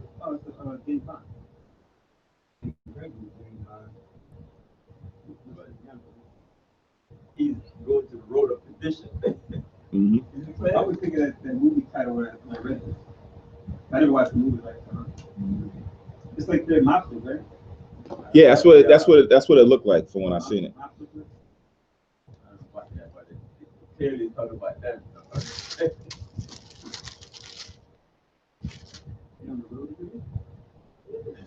So now let's go back to Revelations 8. I'm sorry, Revelations 9.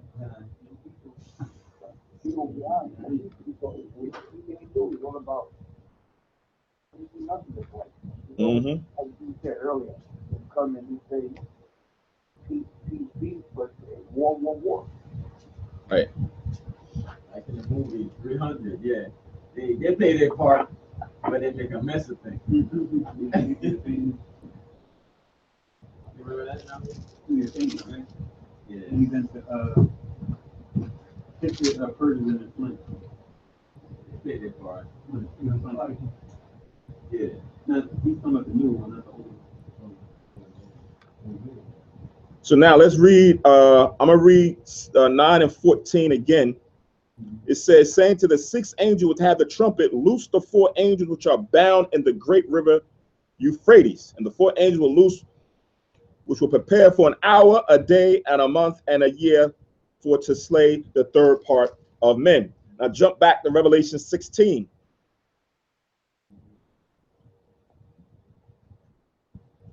Revelation 16 and 12.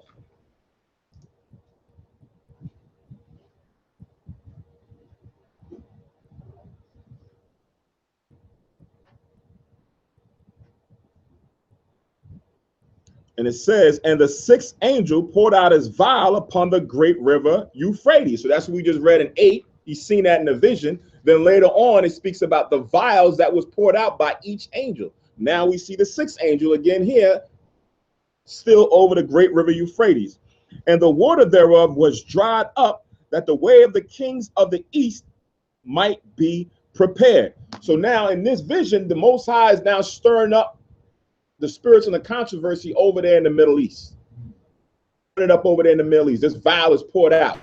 So now it says that the waters up so that it can prepare the way for the king. So now you got other kings that's in that region, other nations that's in that region, and it's stirring up the Iranians, it's stirring up the Pakistanians and this and all that now is being the Arabians and the Elamites, all of them is now in contention over there in that region.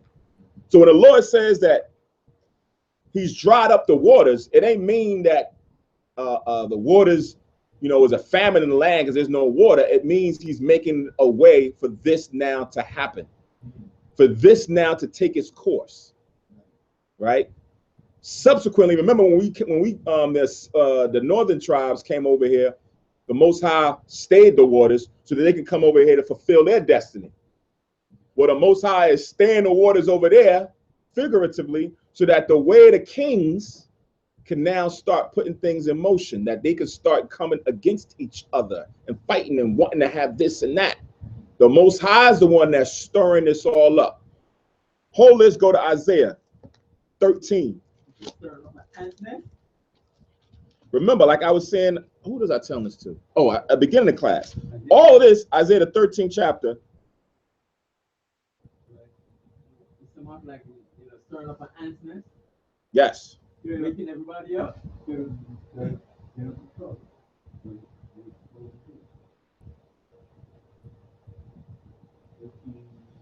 13:1. Now remember, like I said, all of these prophets spoke about the same thing. Isaiah now is about to speak about it. I could have read what Jeremiah said. I could have read what Ezekiel said. They all said, I could have read, I may go to what Ezra said in the book of the Apocrypha. All I'm going to speak about the same exact thing, but just differently. So now I'm going to read from Isaiah 13:1 down to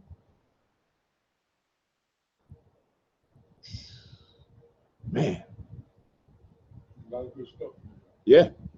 I'm gonna try to get through it. I'm not going to try to stop at every one because I got to read it through to see how it correlates to the same thing that we're reading. So this is Isaiah 13:1. The burden of Babylon, which Isaiah the son of Amos did see. This Babylon is not talking about ancient Babylon, but future Babylon. Same Babylon as mentioned in Revelations. This is what Isaiah was seeing. Lift ye up a banner upon the high mountain, exalt the voice unto them, shake the hand that they may go into the gates of the nobles. We went through this before. The high mountains are the top governments. Exalt the voice, talking about the Bible. The banner is the Bible. You want to lift up your voice like the trumpet and tell them what's going on. Prophesy unto them the things that's going on. And then it says, shake the hand. When you're shaking the hand, you're telling them off. You're pointing the finger at them. And you see that a lot in these protests.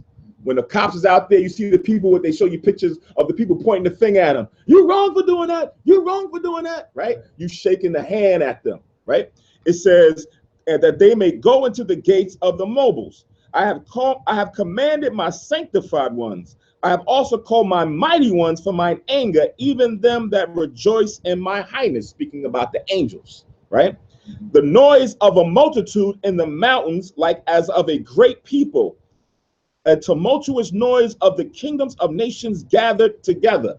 The kingdoms of nations gathered together. So we just read the Most High had to make way so that the king of the east, or the kings, the way of the kings might be prepared.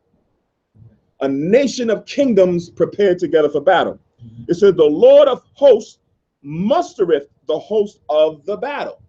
So all this is done by the Most High. Well, John just said that the Most High showed him that the angels was given trumpets and vials to pour out in the earth. So they ain't doing it of their own accord. The Most High is the one that's setting all that up. He's the one putting that spirit out there. It says they come from a far country, from the end of heaven, even the Lord, and the weapons of his indignation to destroy the whole land. Howl ye, for the day of the Lord is at hand. It shall come as a destruction from the Almighty. Therefore shall all hands be faint and every man's heart melt, right? So now it says that you really can't do anything. Every man's hand is going to be faint. It says, and they shall be afraid, pangs and sorrow shall take hold of them. They shall be in pain as a woman that travaileth, They one at another, their faces shall be as flames.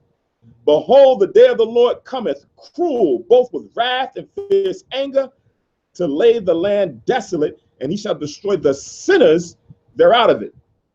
Now check out this 10th verse, because it's the same thing that we just read in Revelation, the 8th chapter. For the stars of heaven and the constellations thereof shall not give their light. The sun shall be darkened in his going forth, and the moon shall not cause her light to shine. Same thing we read in Revelations, the 8th chapter, and in the 16th chapter, right? So Isaiah is seeing the same thing, but just describing it differently, right? But they're all in unison. Joel described the same thing, but just worded it a bit differently. Ezra describes the same thing, but just worded it a bit differently, right? It's all throughout. You can go to a lot of the different prophets, even the minor prophets, and they'll touch on the same thing. So I just wanted to bring that out to show that the angel that's doing this is doing this because the Most High is instructing him to do what he's doing. Yahweh Kanan. I was saying, Matthew, Mark, Luke, and John, they spoke. They have different books, but they're all saying the same thing. Right. Exactly. Same prophecy. That song. Oh, the same song. Same old song. Mm-hmm. Right. So now let's go back to 16, Revelation 16 and 13. I'm going to read through this quickly. I'm not going to stay on it. Revelation 16. Yeah, because we was at 16 and 12 with them saying the same thing about the great river Euphrates. Read the whole book. I'm not gonna stay on it because we're gonna go through it again, but I'm just gonna touch on it. In 13, I stopped at 10. Yes, I stopped at 10 in Isaiah the 13th chapter.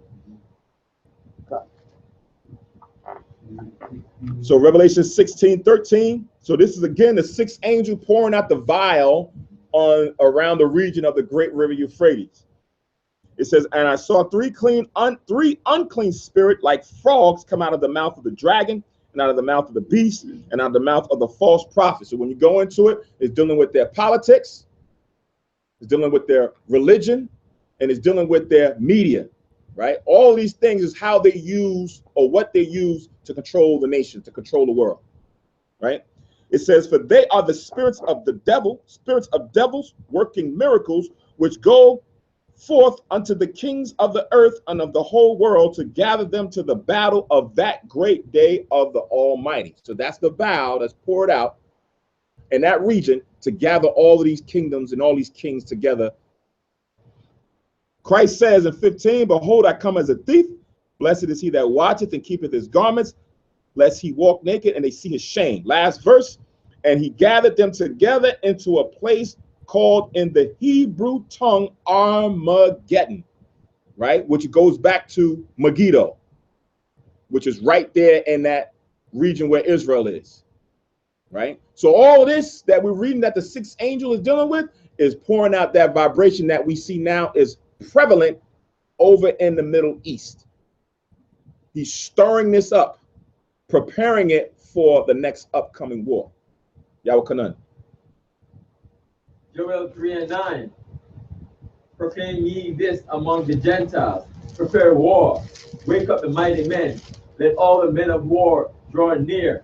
Let them come up. That's 3 and 9. Kanan. Yeah. Wake up the mighty men. Right. Joel 3:9. Right.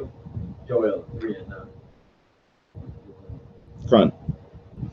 All right, so let's go back to Revelations 9. Finish this out. So we back to 9 and 15 again. It says, and the four angels were loose, which were prepared for an hour and a day and a month and a year for to slay the third part of men. And the number of the army of the horsemen were 200,000. And I heard the number of them. So this is the number of them that's going to be gathered in this battle.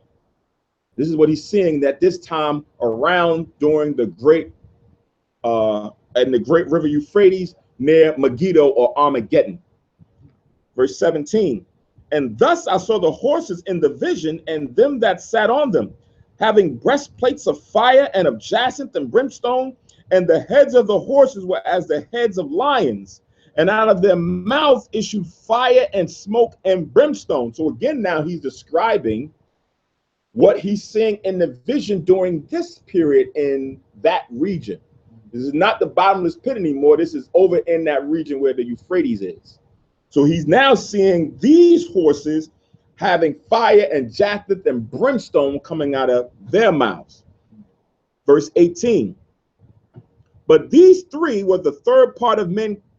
By these three were the third part of men killed by the fire and by the smoke and by the brimstone which issued out of their mouths. Right. So that's going into the destruction, like that scripture that you read, you gave earlier, Nabiyah.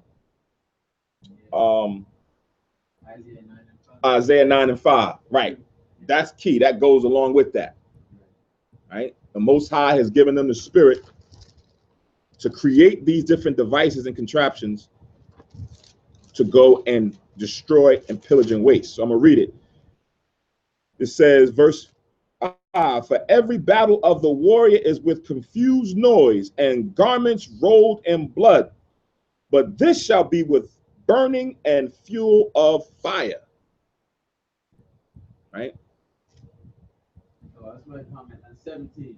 They're coming out, when they're coming out of the silos. Mm-hmm. Mm-hmm. Nuclear warheads. Right. Coming out of the silos. You should also link that up with Isaiah 54. Isaiah 54 and 16.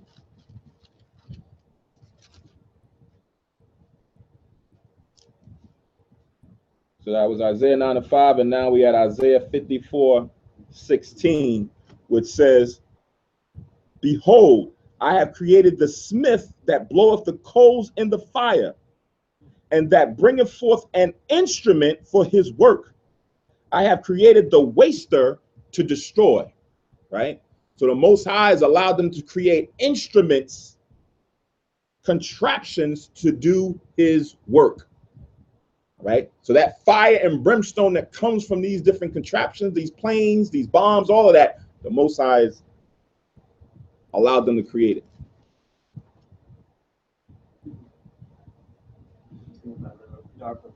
So spikes will lift it up by that.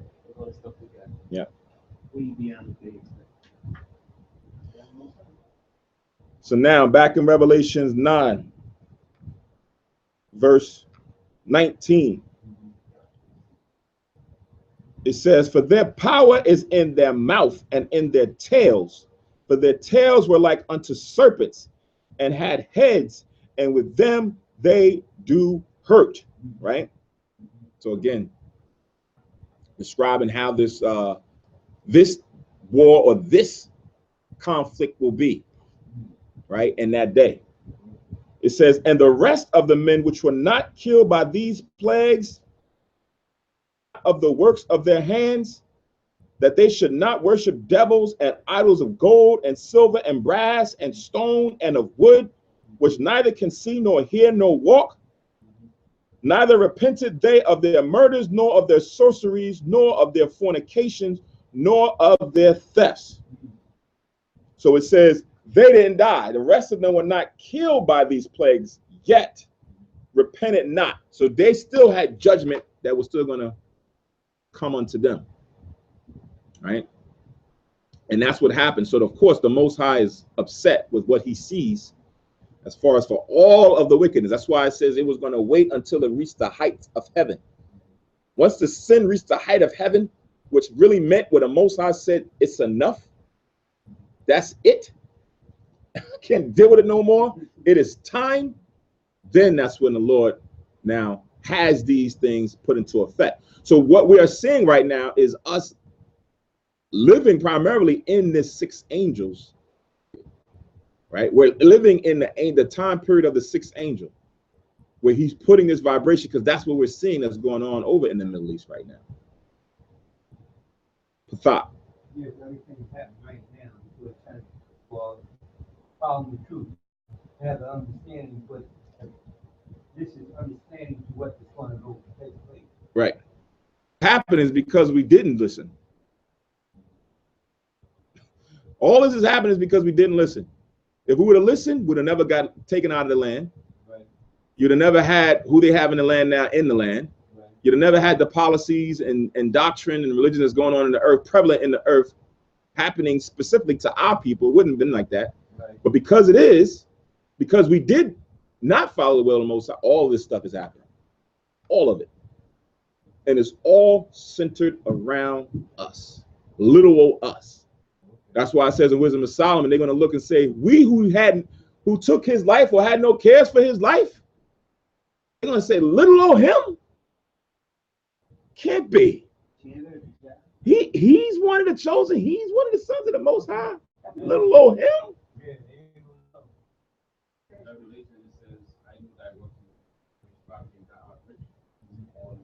Yep. The whole world is revolving around you, which the whole world is you. Yep. But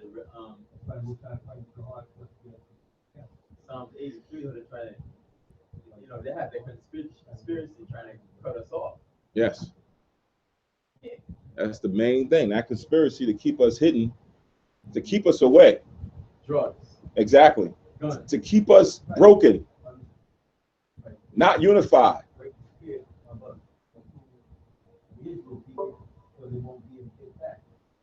Right. You guys make a good comment.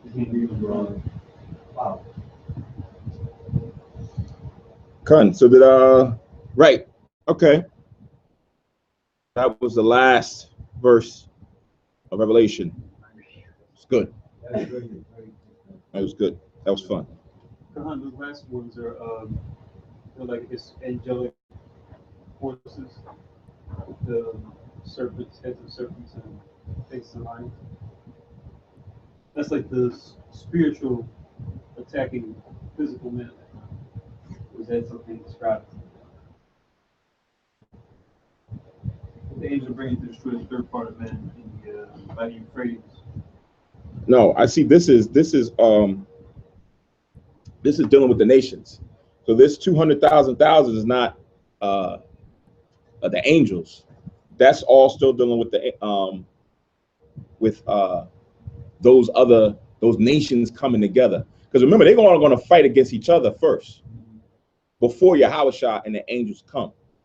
So they're going to fight. So remember, we read the way of the kings had to be prepared, which you read in Revelation 16. So that's bringing all of them in. I didn't read into it, but when you read in Second Esdras, I think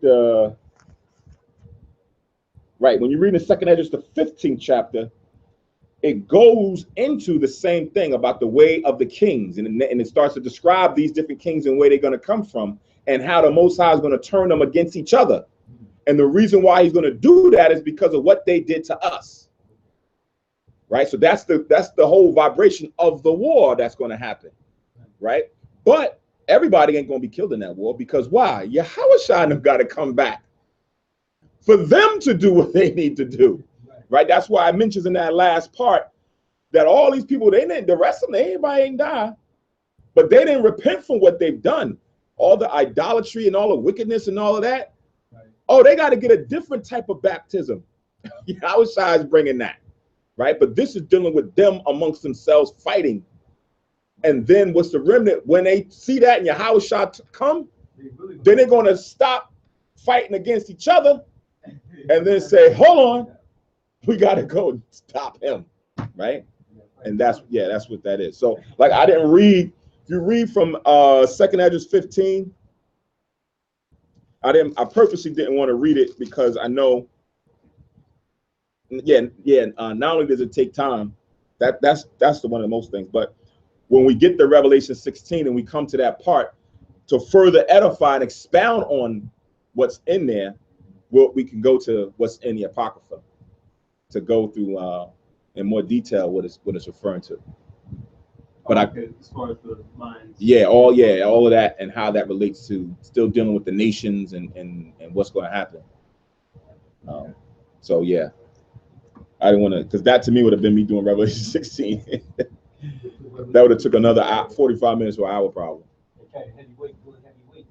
Yeah, yeah, because it's a lot of information in there. Yeah.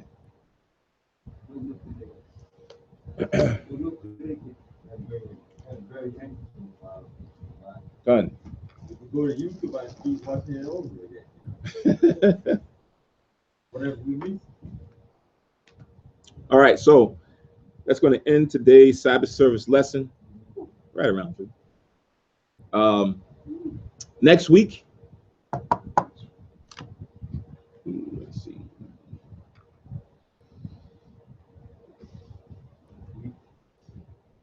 Look at the screenshots. And just post them in the chat. Next week we were in First Maccabees. Yeah, I did a good prayer Manasseh. Yep, First Maccabees. And let me see. I think I did just the first chapter because there's a lot of there's a lot of information. 64 verses, a lot of information in Maccabees first chapter. If we go through it, yes. What was those links on Revelation 9 and 1? I think I picked it up by 3. Revelations 9 and 1. The first one was 2nd Ezra 5:23 to 24.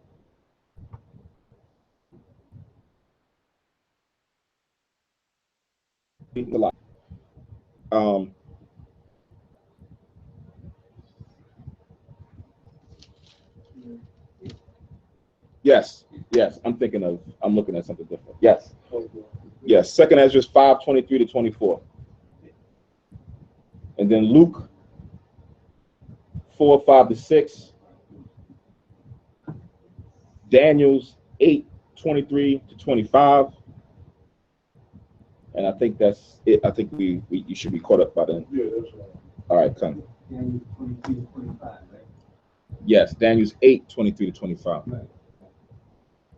So next week we'll be in the Apocrypha, the book of the Maccabees. I have to discuss it with the Kanyam.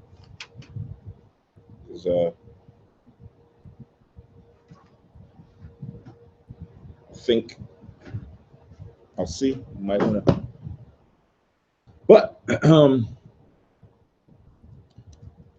next Wednesday again is the new moon, Wednesday night. So what Wednesday night, Wednesday evening, sundown is the new moon. So we'll be doing a service for that.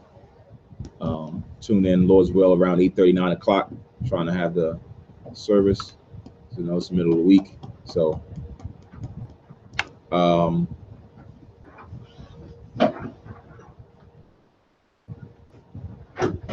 those who are wondering or asking about the Feast of the Pentecost, I know someone asked this evening in the class. Right now it's looking somewhere around mid-July. We're just waiting to confirm the date, whether it's the second, third, or fourth week in July, somewhere around there. We'll confirm it Most High as well by next Sabbath.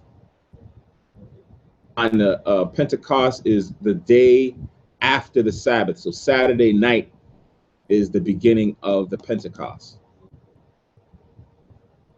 The website was National Agricultural Statistics Service. It's part of the USDA, the U.S. Department of Agriculture. Okay. They have a crop report that comes out on their calendar every so often. And it tells you like wheat, sorghum, corn, everything, and where, and how many bushels have been wrapped up. We have trading places.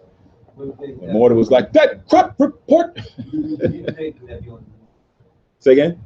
What date would that be on the new moon? Next Wednesday, the 24th. It'll be the third month. nass.usda.gov.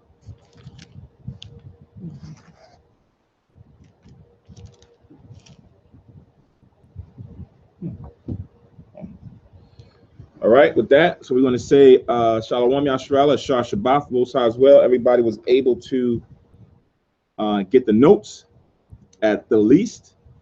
Have more questions on it, please ask them in the Tuesdays and Friday class.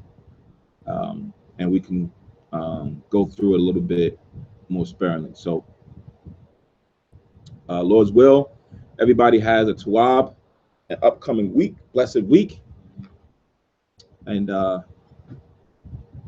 keep watching, keep praying, stay safe. So we're going to send the closing prayers. And again, Shah Shabbat, Yasha Allah, or Happy Sabbath to Israel.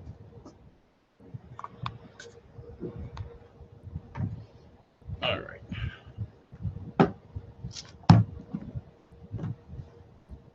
Shalom. Somebody get the blinds.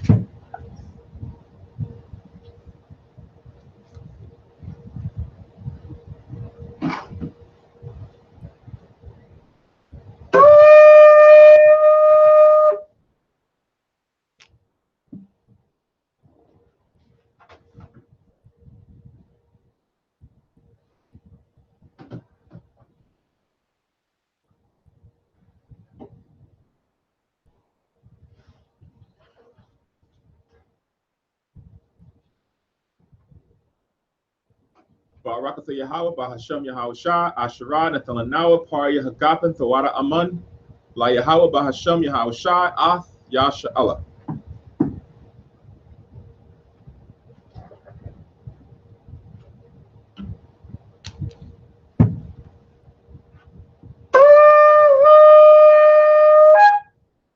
I madra upon you, Jerusalem, stand and face Jerusalem.